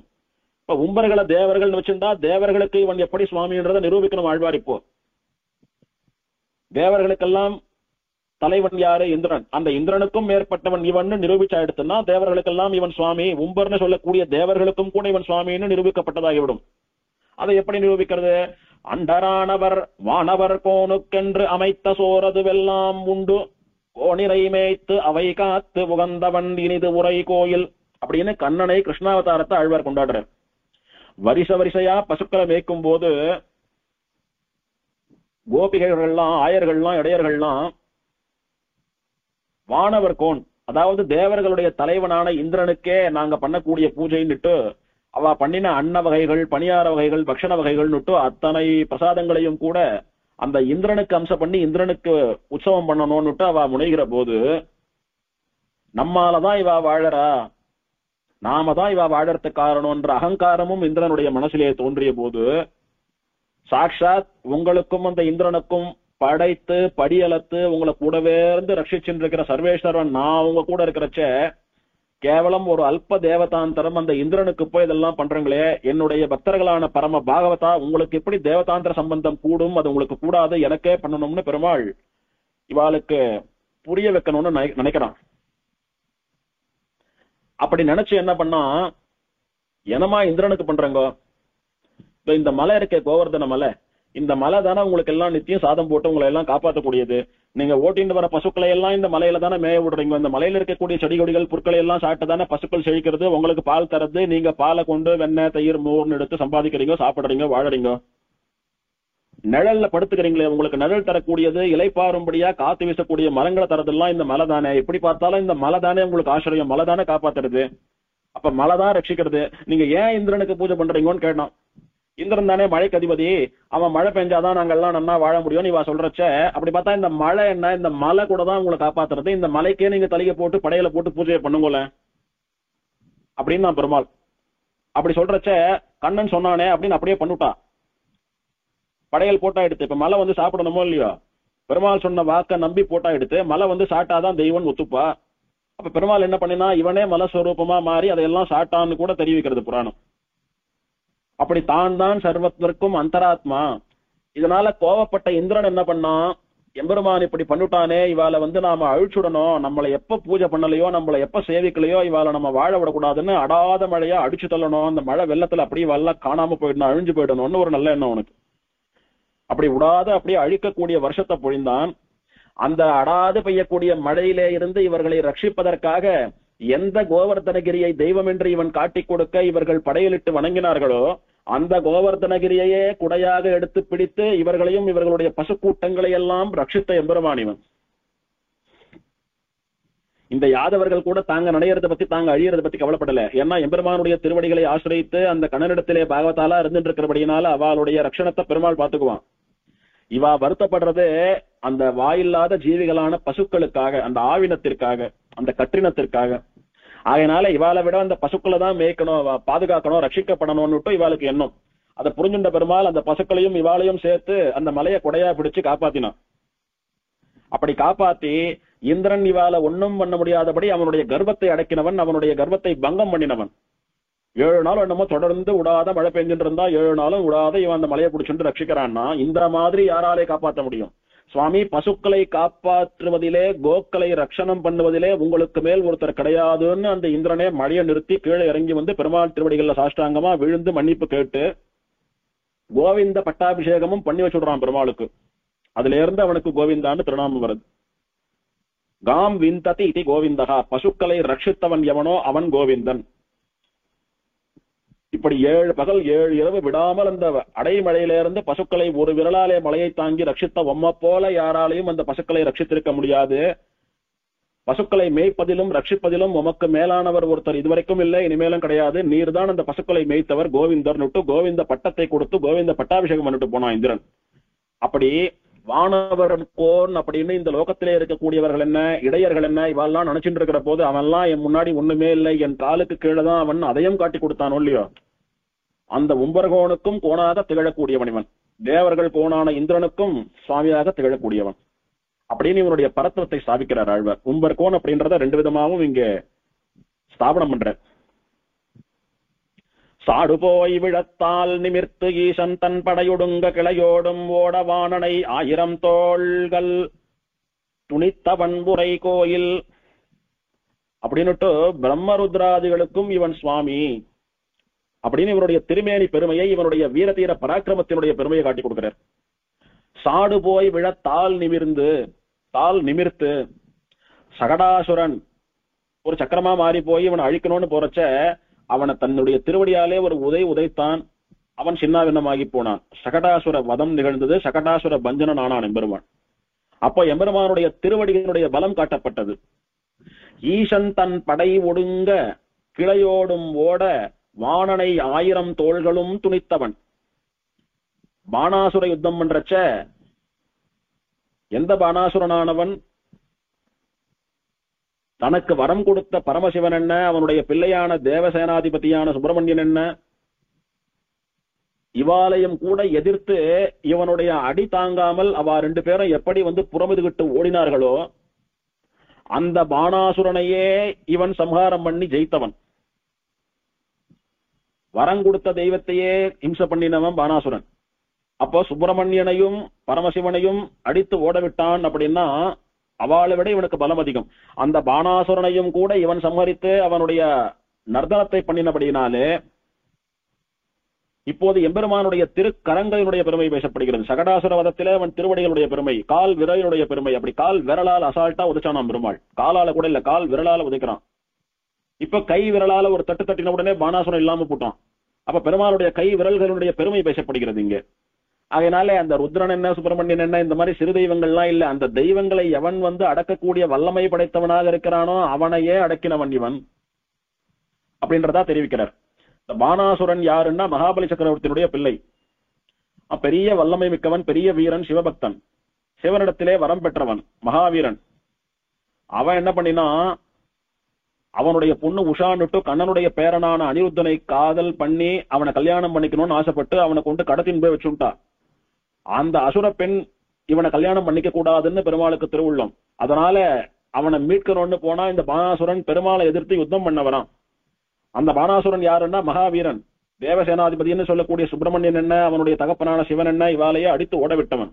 அவனை நீ எல்லாம் எனக்கு ஒரு பொருட்டே இல்லைன்னு அவனை துவம்சம் பண்ணிட்டோ, அவனை காலி பண்ணிட்டோ, தன்னுடைய பேரனான அனிருத்தனை மீட்டவன் பெருமாளுடைய பிரபாவம் ஸ்ரீமத் பாகவத்திலே பேசப்படுறது. அப்பேற்பட்ட பரமாத்மா இவன், ருத்ரனுக்கும் மேலானவன் அப்படின்னு சாதிக்கிறார். அந்த ருத்ரனுடைய குமாரனான சுப்பிரமணியன் இவாளை விட பெரியவன் நிரூபிச்சாயிடுத்து. இப்ப ருத்ரனுக்கு மேல ஒரு தற்கானே பிரம்மாண்டுட்டு அந்த ருத்ரனை படைச்சவனும் தகப்பனுமானவன், அவனை காட்டிலும் பெரியவன் நிரூபிக்க வேண்டாமா? அடுத்த பாட்டுல சொல்றார், அங்கையால் அடி 3 நீரேற்று அயன் அலர் கொடுது தொழுதேத்த கங்கை போதர கால் நிமிர்த்தருளிய கண்ணன் வந்துரை கோயில். அந்த பிரம்மனே பூஜை பண்ணும்படியாக இந்த எம்பெருமான் எழுந்தருளி இருந்தவன். பெருமாள் திருவிக்கிரமாவதாரத்திலே பிரம்மாவினுடைய லோகத்தையும் தன்னுடைய திருவடிகளாலே அளந்த பொழுது அந்த எந்த கமண்டல தீர்த்தத்தை கொண்டு பிரம்மா எம்பெருமானுடைய திருவடிகளுக்கு அலம்பி திருமஞ்சனம் பண்ணினானோ அந்த பரம பவித்திரமான திருவடி தீர்த்தம் ஸ்ரீபாத தீர்த்தம் எந்த லோகத்திலே கங்கைன்னு பாய்ந்து எல்லோருடைய பாவத்தையும் நீக்கியதோ அப்படி பிரம்மாவாலே பாத பூஜை பண்ணப்படும் ஏற்றத்தை உடையவனாக யார் இருக்க முடியும்? அந்த பிரம்மாவுக்கும் மேலான சுவாமி தான் இருக்க முடியும். அந்த பிரம்மாவையே படைத்து அவனுக்கும் தகப்பனாக இருக்கக்கூடியவனானபடினாலே பிரம்மாவுக்கும் இவன் தான் சுவாமி. இப்படி பிரம்மருத்ரா எல்லாருக்கும் கூட சுவாமியானபடினாலே இவன் புருஷோத்தமன் தான் அப்படின்னுட்டு இவனை புருஷோத்தமன் சொல்லி எடுத்து எப்படி புருஷோத்தமன் அப்படின்றதுக்கு 10 பாசங்களுக்கு கொண்டு ஆழ்வார் நிரூபிக்கிறார். வாழையார் தடங்கன் உமை பங்கன் வன்சாபம் அற்றது நீங்க முளையார் சிரத்து ஐயம் முன்னலித்தயம் முகில் வண்ண நுரை கோயில். பிரம்மாவினுடைய தலையை கிள்ளிட்டு கையில கபாலம் ஒட்டிண்டு பிரம்மாத்தி தோஷத்தினாலே வருத்தப்பட்ட சிவனுடைய சாபம் தீர்த்தவன் அப்பேற்பட்ட எம்பெருமான் இவன் அப்படின்னுட்டு அரசாப விமோசனம் கொடுத்ததையும் கொண்டாடுறார். இந்துவார் சடை ஈசனை பயந்த நான் முகனை தன் எழிலாரும் உந்தி மாமலர் மீமிசை படைத்தவன் உகந்து நிதுரை கோயில். இதுவரைக்கும் ருத்ரன் என்ன சுப்பிரமணியன் என்ன இவெல்லாம் இவனிடத்துல ஒண்ணுமே இல்ல, அவளை காட்டிலும் வீரன்னு நிரூபித்தார். இப்போ பிரம்மன் எம்பெருமானுடைய திருவடிகளுக்கு பாத பூஜை பண்ணினதை தெரிவித்தார். ஏன் பண்றான்றதுக்கு காரணத்தை சொல்றார். இந்துவார் சடை ஈசனை பயந்த நான்முகன், நீண்ட ஜடையுடன் கூடிய சந்திரனை வைத்து அலங்காரம் பண்ணி கொண்டிருக்கிற ருத்ரன், அவனை பயந்த நான்முகன், அவனை படைத்தவன் பிரம்மா அப்படின்னு பிரம்மாவுக்கும் ருத்ரனுக்கும் உள்ள சம்பந்தம் தெரிவிக்கப்படுகிறது. அந்த நான்முகனை, அந்த பிரம்மாவை தன் எழிலாரும் உந்தி மாமலர் மீமிசை படைத்தவன், தன்னுடைய தொப்புள்ளிருந்து வரக்கூடிய தாமரையிலே அந்த பிரம்மாவையே சிருஷ்டித்தவன், ருத்ரனை படைத்த பிரம்மாவையே சிருஷ்டித்தவன் இவன் அப்படின்னா, அப்போ மும்மூர்த்திகள்னு எல்லோராலும் கொண்டாடப்படுகிற அவா ரெண்டு பேரையும் படைத்ததே இவன் அப்படின்ற போது இவன் பரம்பொருள், இவன் புருஷோத்தமன் என்பதற்கு இதுக்கு மேல ஒரு உதாரணம் தேவையில்லை. கடைசி பாட்டுல பலன் சொல்றார், அதுல ஒரு அனுபவமும் உண்டு. மண்ணுளார் புகழ்வேதியர் நாங்கூர் வன்புருடோத்தமத்துள் அண்ணல் சேவடி கீழ் அடைந்துய்ந்தவன் ஆளிமன் அருள்மாறி பண்ணுளார் தரப் பாடிய பாடல் இப்பத்தும் வல்லார் உலகில் எண்ணிலாத பேர் இன்பமுற்று இமையவரோடும் கூடுவரே. இந்த 10 பாசுரங்களை பக்தியோட சொல்றவா, இது அத்தியனம் பண்றவா, இந்த லோகத்திலே எல்லா விதமான இன்பங்களையும் அனுபவித்து கடைசியில மோட்சத்துக்கும் போவான்னு பலன் கொடுக்கிறார். இதுல ஒரு அனுபவம் என்னன்னா, மண்ணுளார் புகழ் வேதியர் நாங்கூர் வன்புருடோத்தமத்துள் அண்ணல் சேவடி கீழ் அடைந்து உய்ந்தவன் ஆளிமன் அப்படின்னு தன்னை சொல்லிக்கிறார் ஆழ்வார். இந்த லோகத்திலே உள்ள எல்லோரும் புகழும்படியான பெருமையை உடைய வேதியர்கள், அந்தணர்கள் நிறைந்திருக்கக்கூடிய இந்த திருநாங்கூர் திருவன் புருஷோத்தமம் திவ்யதேசத்திலே அண்ணல் சுவாமி யாருன்னா இந்த புருஷோத்தம பெருமாள் சேவடி கீழ் அடைந்து உய்ந்தவன், இந்த பெருமாளுடைய திருவடிகளின் கீழே சரணாகதி பண்ணி மோட்சத்துக்கு போய் அவனுடைய திருவடிகளை அடைந்தவன் இந்த கலியன் என்று தன்னை ஆழ்வார் சொல்லிக் கொள்கிறார். இதுல என்ன ஒரு அனுபவம் அப்படின்னா, இந்த திவதேசத்து பெருமாள் உற்சவருடைய பாத பீட்டத்திலே திருமங்கை ஆழ்வாரும் குமுதவள்ளி நாச்சியாரும் சின்ன விக்கிரகமா இடம்பெற்றிருப்பா. நாங்கூர் வன்புருடோத்தமத்துள் அண்ணல் சேவடி கீழ் அடைந்து உய்ந்தவன்னு சொல்றார். எப்படியானா திருவேங்கடமுடையாரிடத்திலே உன் அடி கீழ் அமர்ந்து புகுந்தேனேன்னு நம்மாழ்வார் சொன்னாரோ, அந்த மாதிரி இந்த எம்பெருமானிடத்திலே இந்த ஆழ்வார் சொன்னபடியினாலே இந்த எம்பெருமான் உற்சவரை சேவித்தோமானா அவன் எழுந்தருளி இருக்கக்கூடிய பாத பீட்டத்தின் கீழே திருமங்கை ஆழ்வார் குமுதவள்ளி நாச்சியார் 2 பேரும் சின்னதா ஒரு 2 இன்ச்சு 1.5 இன்ச்சு விக்கிரகமா எழுந்தருளி இருப்பா. அப்படி 2 பேருமா சேர்ந்து இந்த எம்பெருமான் திருவடிகளை சரணாகதி பண்ணி இவரிடத்திலே ஐக்கியமானார்கள் அப்படின்னு இந்த பாசுரத்தாலே கொண்டாடப்படுகிறது. அர்ச்சக சுவாமியும் கூட ஆர்த்தி பண்ணி வைக்கிறச்ச அந்த 2 பேரையும் சேவை பண்ணி வைப்பா. ரொம்ப சின்ன மூர்த்தியா இருப்பா. பெருமாள் கர்ப்ப கிரகத்துல இருக்கும் போது சேவிக்கிறத விட வெளியில புறப்பாடு உற்சவம்னு கர்ப்ப கிரகத்தை விட்டு வெளியில வந்துட்டார் வெளிச்சத்துக்கு அப்படின்னா நன்னா சேவிக்கலாம் இவா 2 பேரையும். ரொம்ப அழகா இருப்பா. நிஜமா அவளை பார்த்தா என்ன தோணும்னா, அப்படியே அந்த ஆழ்வாரையும் தாயாரையும் எடுத்து கையில கொடுத்துட மாட்டாளா, ஆத்துக்கு எடுத்து போயிட மாட்டோமான்னு இருக்கும். அவ்வளவு அழகா இருப்பா 2 பேரும். அதை நிச்சயம் இங்க அனுபவிக்க வேண்டியது. அந்த மாதிரி ஒரு திவதேசத்துக்குன்னு ஒரு ஏற்றம் உண்டு. இந்த திவதேசத்திலே உற்சவர் அழகு, அந்த உற்சவர் திருவடிகளிலே இருக்கக்கூடிய ஆழ்வாரும் நாச்சியாரும் அத்தனை அழகு. இந்த பாசுரத்தை அப்படியே ஆழ்வார் சொல்லிட்டு அதை நமக்கு மெய்ப்பித்து காட்டுவது போல இருக்கிறது. வேதம் பெருமாளை பத்தி சொல்றச்ச எவன் பரபிரம்மம்னு சொல்றச்ச பராத்பரம் புருஷயம் புருஷமீக்ஷதே, எல்லாவற்றுக்கும் மேலானவனாக எல்லாவற்றினுள்ளும் உறைபவனாக இருக்கக்கூடிய புருஷன் பார்க்கப்படுகிறான் அப்படின்னு சொல்லிட்டு இவன் பரபிரம்மம் எல்லாவற்றிற்குள்ளும் இவனே உரைகிறான்னு சொல்லிட்டு அவன் யாருன்னா உத்தமஹா புருஷகா, புருஷர்கள் எல்லாவற்றிலும் மேலானவன் அப்படின்னுட்டு நித்தியசூரி நாதன் அப்படின்னு புருஷோத்தமுக்கு விளக்கம். அப்படி ஆழ்வார் யாருடைய கால் கீழே இருப்பார்? நித்தியசூரிகளோடு ஒருவராக இருக்கக்கூடிய முக்தாத்மாவான ஆழ்வார் நித்தியசூரிகளுக்கெல்லாம் சுவாமியான உம்பர்கோனுடைய காலடிகளிலிருந்து கீழே தானே இருப்பார். அப்படி அந்த ஆழ்வாரும் குமுதவள்ளி நாச்சியாரும் இருக்கிறத வைத்தும் இவன் புருஷோத்தமன் என்று புரிந்து கொள்ளலாம் அப்படின்னு ஒரு அனுபவம். இப்படி ஆச்சரியமா 10 பாசுரங்களாலே மங்களாசாசனம் பண்ணப்பட்ட பெருமாள். இந்த பெருமாளுடைய திருப்படம் அவரை ஒரு 3 படங்கள் அடியேன் ஷேர் பண்றேன். புருஷோத்தமன் பெருமாள் நின்ன திருக்கோலத்திலே சங்க சக்கரங்களை ஏந்தி கொண்டு அபய வரத ஹஸ்தங்களோட கூட மூலவர்ல உபயநாச்சிமாரோடு கூட சேவை சாதிக்கக்கூடிய ஆச்சரியமான சேவை. உற்சவர்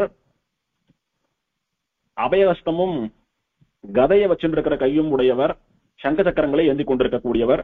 புருஷோத்தமன் ராமநாடு இருக்கிறபடினாலே முக்கிய உற்சவங்கள்ல வில்லு சாத்தின் இருப்பார், வில்ல சமர்ப்பிக்கிறதும் வழக்கம். இவரும் உபயநாச்சிமாரோடு கூட அழகா மலர்ந்த முகத்தோட சிரித்துக் கொண்டிருக்கக்கூடிய உற்சவர். இந்த படத்துல கூட உற்சவர் திருவடியில நல்லா நம்ம ஜூம் பண்ணி பார்த்தோம்னா ஸ்ரீஷட்டாரிக்கு பின்னாடி பெருமாள் திருவடிகள் கீழே இடது பக்கம் தாயாரும் வலது பக்கம் ஆழ்வாரும் இருப்பா. தாயாருடைய பாவாடை நன்னா தெரிகிறது பாருங்க, ஒரு பட்டு கோல்டு கலர் பாவாடை, மேல் துணி மேலாப்பு ஒரு மெரூன் கலர்ல சேவையாருது, அது தாயார்னு தெரிஞ்சுக்கலாம். ஆழ்வார் நன்னா வேலை வச்சுட்டு இருக்காரு, கிராஸா வேல் நிக்கிறது பாருங்க. அதனால ஆழ்வாரும் தாயாரும் எழுந்தருள் இருக்கான்றது இதுலயே சேவிக்க முடியாது. அடுத்தபடியா இந்த பெருமாள் உற்சவர் எத்தனை அழகு அப்படின்றது அழகு அனுபவிக்கிறதுக்கு வார்த்தையெல்லாம் ஒண்ணுமில்லை, பெருமாளை சேவிக்கிற பட்சத்துல தெரியும். பெருமாள் திருமேனியில் இருக்கக்கூடிய இத்தனை திருவாபரணங்கள், இந்த ஜொலிக்கக்கூடிய கல் பதித்த சங்க சக்கரங்கள், பெருமாளுடைய கல் பதித்த கிரீட்டம், சூரிய பதக்கம், சந்திர பதக்கம், கல்கத்தூரா, இது எல்லாத்தையும் கலைஞ்சுடலாம், ஒண்ணுமே வேண்டாம் பெருமாளுக்கு. இடுப்புல ஒரு வஸ்திரம், ஒரு பூனல், மார்பிள தாயார், அவ்வளவுதான். அப்ப கூட இந்த பெருமாள் அத்தனை அழகு, இயல்பிலேயே பேரழகன் இந்த பெருமாள். இந்த உற்சவர் மட்டும் ஷேர் பண்ணிருக்கேன் பாருங்க, அந்த படத்துல பார்த்தா நன்னா தெரியறா பாருங்க. பாதி கட்டா எடுத்து இருந்தாலும் கூட என்ன கிடைச்சதோ அது வரைக்கும் கொடுத்திருக்கேன் அடியேன். குமுதவள்ளி நாச்சியாரும் கலியனும் ஆச்சரியமா சேவை சாதிக்கிறா பாருங்க. இந்த மாதிரியான ஒரு அமைப்பு வேற எங்கும் கூட கிடையாது. தாயாருக்கு புருஷோத்தம நாயகி பங்கஜவள்ளின்னு திருநாமம். உற்சவர் படம் கிடைச்ச வரைக்கும் ஷேர் பண்ணிருக்கேன் அடியேன். தாமரை ஏந்தி கொண்டு அபயவரதஸ்தங்களோட சேவை சாதிக்கக்கூடிய அந்த பெருமாள் திருமுக மண்டலத்துக்கு ஒத்த அழகை உடைய, கருணையே பொழிகின்ற திருமுகத்தை உடைய தாயார் புருஷோத்தம நாயகி பங்கஜவல்லி. பிள்ளை பெருமாள் ஐயங்காருடைய பாசுரம். சாய்ந்த திருவரங்கம் தன் வேங்கடம் குடந்தை ஏய்ந்த திருமாலிருஞ்சோலை பூந்துவரை வன்புருடோத்தமமாம் வானவர்க்கும் வானவனாம் ஒன்புருடோத்தமன் தன் ஊர். தேவர்களுக்கும் தேவனாக, தேவாதி தேவனாக, தேவாதி ராஜனாக, நித்தியசூரிகளுக்கெல்லாம் கூட சுவாமியாக இருக்கக்கூடிய இந்த எம்பெருமான் இருக்கிறானே, அவன் தான் புருஷோத்தமன். எப்பேற்பட்ட புருஷோத்தமன்னா ஒன் புருடோத்தமன், தன்னிகர் இல்லாத, இன்னொரு புருஷோத்தமன் இல்லாத, இவனுக்கு சமானமும் மேலானவாலும் இல்லாத புருஷோத்தமன். அவனுடைய ஊர் எது அப்படின்னா, தேவர்களுக்கும் தேவனாக நித்தியசூரிகளுக்கெல்லாம் நாதனாக இருக்கக்கூடிய புருஷோத்தமனுடைய ஊர் எது அப்படின்னா சாய்ந்த திருவரங்கம், அவன் சயனித்து படுத்து இருக்கக்கூடிய ஸ்ரீரங்கம். தன் வேங்கடம், நல்ல குளிர்ச்சியா இருக்கக்கூடிய குளிரருவி பாய்கின்ற திருவேங்கடமலை திருமலை. குடந்தை திருக்குடந்தை. ஏய்ந்த திருமாலிருஞ்சோலை, எம்பெருமான் விரும்பி உகந்து வந்து உரையக்கூடிய அழகர் கோயில். பூந்துவரை, அழகிய துவாரகாபதி. வன் புருடோத்தமம், இந்த வசந்த திவ்யதேசங்கள், ஸ்ரீரங்கம் என்ன, திருமலை என்ன, திருக்குடந்தை என்ன, திருமாலிருஞ்சோலை என்ன, துவாரகை என்ன, இப்படி பெரிய திவ்யதேசங்களுடைய பட்டியல்ல இந்த வன்புருடோத்தமம்னு சொல்லக்கூடிய திவ்யதேசத்தையும் ஆழ்வார் சொல்றார். அப்படின்னா ஏதோ பெருமாள் பேருக்கு இங்கே உரையவில்லை. ஸ்ரீரங்கநாதனுக்கும் திருவேங்கடமுடையானுக்கும் துவாரகாதீசனுக்கும் அழகனுக்கும் குடந்தை அமுதனுக்கும் எத்தனை ஏற்றமோ அத்தனை ஏற்றத்தோட கூட இந்த கஷேத்திரத்திலே பெருமாள் சயனித்துக் கொண்டிருக்கிறான். இந்த திவ்யதேசங்கள் எல்லாம் திவ்யதேசங்கள்ல பிரதானமான திவ்யதேசங்கள், புராண ஸ்தலங்கள்ல முக்கியமான ஸ்தலங்கள்னு கொண்டாடப்படக்கூடிய ஏற்றம் பெற்றவை. அப்படி ஒரு ஏற்றத்தை இந்த வன்புருஷோத்தமத்திற்கும் பிள்ளை பெருமாளை ஐயங்கார் கொடுத்து எம்பெருமானுடைய திருவுள்ளத்தை மிகவும் தொட்ட இடம் என்பதாக கொண்டாடுகிறார். இப்படி ஊரையே தியானம் பண்ணுங்கன்னு ஊரையே உபாசனை பண்றார், பெருமாளையே விட்டுட்டார். புருஷோத்தமம் இருக்கக்கூடிய புருஷோத்தமத்தையே தியானம் பண்ணுமாறு ஸ்ரீரங்கத்தையே தியானம் பண்ணு, ஸ்ரீரங்கம்னு சொல்லாதவா சாப்பிடக்கூடிய சாப்பாட்டை புடிங்கி நாய்க்கு போடும் எல்லாம் ஆழ்வார்கள் சொல்றது போல வன்புருஷோத்தமத்தையே கொண்டாடுன்னு சுவாமி சாதிக்கிறார். இவருடைய தியான ஸ்லோகம். சுத்த ஸ்ரீ புருஷோக்தமாக்கிய நகரே தேவோ பிதா திருக்விதஹ தத்வல்லி மகிஷி சுதா கமலினி தத்ர உபமன்யோ புரா பிரத்யக்ஷோ விமலம் விமானமபி தத் பஞ்சகிரஹாக்கியம் பரம் பிராதர்பாஸ்கர சம்முக சுரகனைஹி ஆசீன ரூபோ வசன். பரம பவித்திரமான புருஷோத்தமம், வன் புருஷோத்தமம் என்கிற இந்த திவ்யதேசத்திலே தேவன் எம்பெருமான், எல்லா தேவர்களுக்கும் கூட தேவனாக இருக்கக்கூடிய எம்பெருமான், புருஷர்களிலே உத்தமமான புருஷோத்தமன், பங்கஜவல்லி என்றும் புருஷோத்தம நாயகி என்றும் சொல்லக்கூடிய தாயாரோடு கூட உபமன்யோகோ புறா, முன்காலத்திலே உபமன்யுவுக்கு பிரத்யக்ஷமா சேவை சாதித்தபடி விமலம் விமானமபி தத் பஞ்சகிரஹாக்கியம், பஞ்சகிரக விமானம்னு சொல்லக்கூடிய தூய்மையான பவித்திரமான விமானத்தினுடைய நிழலிலே பிராதர் பாஸ்கர சம்முகா, விடியற்காலையில் சூரியன் உதிக்கக்கூடிய திசையான கிழக்கு நோக்கி பார்த்தவனாக சுரகணைஹி தேவர்களாலும் நித்தியசூரிகளாலும் சேவிக்கப்படக்கூடிய புருஷோத்தமனாக ஆசீன ரூபோ வசன்னு அமர்ந்த திருக்கோலத்திலே சேவை சாதிக்கிறான்னு தெரிவிக்கிறது. இதுல ஒரு விஷயம் அனுபவிக்க வேண்டியது என்னன்னா, இந்த மாதிரி நடக்கிறது இது 2வது திவதேசம். இதுக்கு முன்னால அனுபவித்ததுல பஞ்சமாமணி கோவில் திவதேசத்திலே புராண ஸ்லோகத்துல ஒரு மாதிரி இருக்கு, இப்ப பெருமாள் ஒரு மாதிரி இருக்கார். அதனால முதல்ல அப்படி இருந்து பின்னால கோவில மாத்தி கட்டினப்போ இந்த மாதிரி ஆயிருக்கும்னு அனுபவித்தோம். பெருமாளுடைய திருக்கோலம், பெருமாள் எந்த திசையை பார்த்துட்டு இருக்கார் அப்படின்னு சொல்லக்கூடிய திசை இதெல்லாம் மாறின போது அந்த மாதிரி இந்த திவதேசத்தினுடைய தியான ஸ்லோகத்திலே என்ன சொல்றதுக்கு, பெருமாள் வீற்றிருந்த திருக்கோலம்னு சொல்லியிருக்கு. ஆனா புருஷோத்தம பெருமாள் நின்ன திருக்கோலம்னு நம்ம போட்டோல சேவிக்கிறோம். இது என்ன விஷயம் அப்படின்னா, இங்கே 2 பெருமாள் இருக்கா அப்படின்னு முதல்ல சொல்றேன் அடியன். இதுல புருஷோத்தமன் சொல்லக்கூடியவன் இந்த படத்துல சேவித்த மூலவராகவும் உற்சவராகவும் இருக்கக்கூடிய உபயநாச்சிமாரோடு கூடிய ஸ்ரீராமன், அவனுக்கு புருஷோத்தமன் திருநாமம். ஆனா இந்த கஷேத்திரத்தை எம்பெருமான் அமர்ந்த திருக்கோலத்துல இருக்கார் அப்படின்னு சொல்றோம் இல்லையோ. அதுவும் இல்லாமல் இன்னொரு விஷயம் சொன்ன அடியன், இங்க கடல் அடைத்த பெருமாள் அப்படின்னு அமர்ந்த திருக்கோலத்துல ஒரு பெருமாள் இருக்காருன்னு சொல்றேன். இதனால பெரியவா என்ன சொல்றான்னா, புராணத்திலே பெருமாள் அமர்ந்த திருக்கோலத்திலே இருக்கிறார் ஆசீன ரூபகான்னு சொன்னபடியினாலே இந்த கடல் அடைத்த பெருமாள் உற்சவருக்கு முன்னாலே அவர் மூலவரும் இருந்திருக்க வேணும். அவாதான் இந்த கஷேத்திரத்துக்கு பிரதானமான மூர்த்திகளாக இருந்திருக்க வேணும். அந்த மூலவர் இல்லாதபடினாலே, மூலவர் ஏதோ கலவரத்துல இல்லாம போயிட்டாரோ தொலைஞ்சிட்டாரோ என்னன்னு தெரியல, உற்சவர் மட்டும்தான் கிடைக்கிறார். ஆகையினால மூலவர் இல்லாத விக்கிரகத்துக்கு பிராதானியம் கொடுக்க கூடாதுன்னு ஆகமம் தெரிவிக்கிறபடினாலே மூலவரோடு கூட இருக்கக்கூடிய புருஷோத்தமனை அனுபவித்துக் கொண்டு இந்த கடல் அடைத்த பெருமாள் கிடைச்ச உற்சவரை மாத்திரம் ஆராதனை பண்ணிட்டு இருக்கா அப்படின்னு ஒரு சம்பிரதாயம் இருக்கலாம் அப்படின்னு பெரியவா சொல்றா. அதனால கம்பமா கடல் அடைத்து அப்படின்னு ஆழ்வார் மங்களாசாசனம் பண்ணினாரோ இல்லையா முதல் பாசுரத்தினாலே. அதனால கடல் அடைத்த பெருமாள், எப்படி கடல் அடைக்கிறது, ஒரு பள்ளம் ஜலம் வந்துட்டே இருக்கிறது, அந்த ஜலத்தை நிறுத்தணும்னா என்ன பண்ணணும், அந்த துவாரத்தை அடைக்கணும், அப்பதான் ஜலம் வரது நிக்கும். இப்படி ஜலம் பிரவகிச்சுட்டே இருக்கிறபடினால கடலை தாண்டி லங்கைக்கு போக முடியல. எப்படி அடைத்தா, பாலம் கட்டி சேதுவை கட்டி அடைத்தா. அப்படி கடலை அடைத்த பெருமாள் இவன் இந்த ராமன் அப்படின்னுட்டு கடல் அடைத்துன்னு பாடினதுனால கடல் அடைத்த பெருமாள் அப்படின்னு அமர்ந்த திருக்கோலத்திலே ஒரு பெருமாள். அவர் ஏன் அமர்ந்த திருக்கோலத்திலே இருக்கிறார் அப்படின்னா, இந்த வானர சைன்யங்கள்லாம் கடலை அடைக்கிற போது பெருமாளானவன் அந்த கடற்கரையிலே அமர்ந்த திருக்கோலத்திலே அமர்ந்துதான் அது கண்காணித்துட்டு இருந்தான். அப்பதான் விபீஷணன் சரணாகதி பண்றான்னு எல்லாம் பாக்குறோமோ இல்லையோ. அதனால அமர்ந்த திருக்கோலத்திலே இருந்த பெருமாளா அவனும் ராமன் தான். புருஷோத்தமன் அயோத்தியாலேருந்து வந்த ராமன் சொல்லிட்டு யாரோ கடல் அடைத்த பெருமாள்னு உட்கார்ந்துட்டு இருக்கிற பெருமாளை சேவிக்கிறது அவர் பிரதானமான பெருமாள்னு புராணம் சொல்றது, இது என்ன சுவாமி கான்ட்ரவர்சி? அப்படி கிடையாது. இவன் நின்ன திருக்கோலம், அவன் அமர்ந்த திருக்கோலம், 2 பேரும் ராமன் தான். அவன் புருஷோத்தமன் அயோத்தியால இருந்து வந்தவன் ஆழ்வார் தெரிவிச்சுட்டார், ராமன் தெரிவிச்சுட்டார், பூ ஆயிடுத்து. இவன் கடல் அடைத்தவன்னா யார் கடல் அடைத்தது? கடல் அடைக்கும்படியா அதுக்கு சாட்சியா நின்ன இந்த ராமன். அவன் அப்போது அமர்ந்த திருக்கோலத்தில் இருந்தபடினாலே கடல் அடைக்கிறான்னா அப்ப அவன் எப்படி இருந்தானோ அந்த மாதிரி தானே விக்கிரகம் பண்ணணும். அதனால வீட்டிலிருந்த திருக்கோலத்திலே விக்கிரகம் பண்ணப்பட்டு கடல் அடைத்த பெருமாளாவும் இந்த ராமன் சேவை சாதிக்கிறபடினாலே அவனையும் ஆழ்வார் மங்களாசாசனம் பண்ணியிருக்கிறார் அப்படின்றது ஒரு விசேஷமான அனுபவம். சுத்த ஸ்ரீ புருஷோத்தமாக்கிய நகரே தேவோபிதா திருக்விதா தத்வல்லி மகிஷி சுதா கமலினி தத்ர உபமன்யோஹோ புரா பிரத்யக்ஷோ விமலம் விமானமபி தத் பஞ்சகிரஹாக்கியம் பரம் பிராதர்பாஸ்கர சம்முகः சுரகணைஹி ஆசீன ரூபோ வசன். ஸ்ரீமதே புருஷோத்தம நாயிகா சமேத ஸ்ரீ புருஷோத்தம பரபிரம்மணே நமः. திருமங்கையாழ்வார் குமுதவள்ளி நாச்சியார் திருவடிகளே சரணம். சீரார் தூப்புள் திருவேங்கடமுடையான் திருவடிகளே சரணம். இதோட இந்த திவதேச வைபவம் முடிகிறது.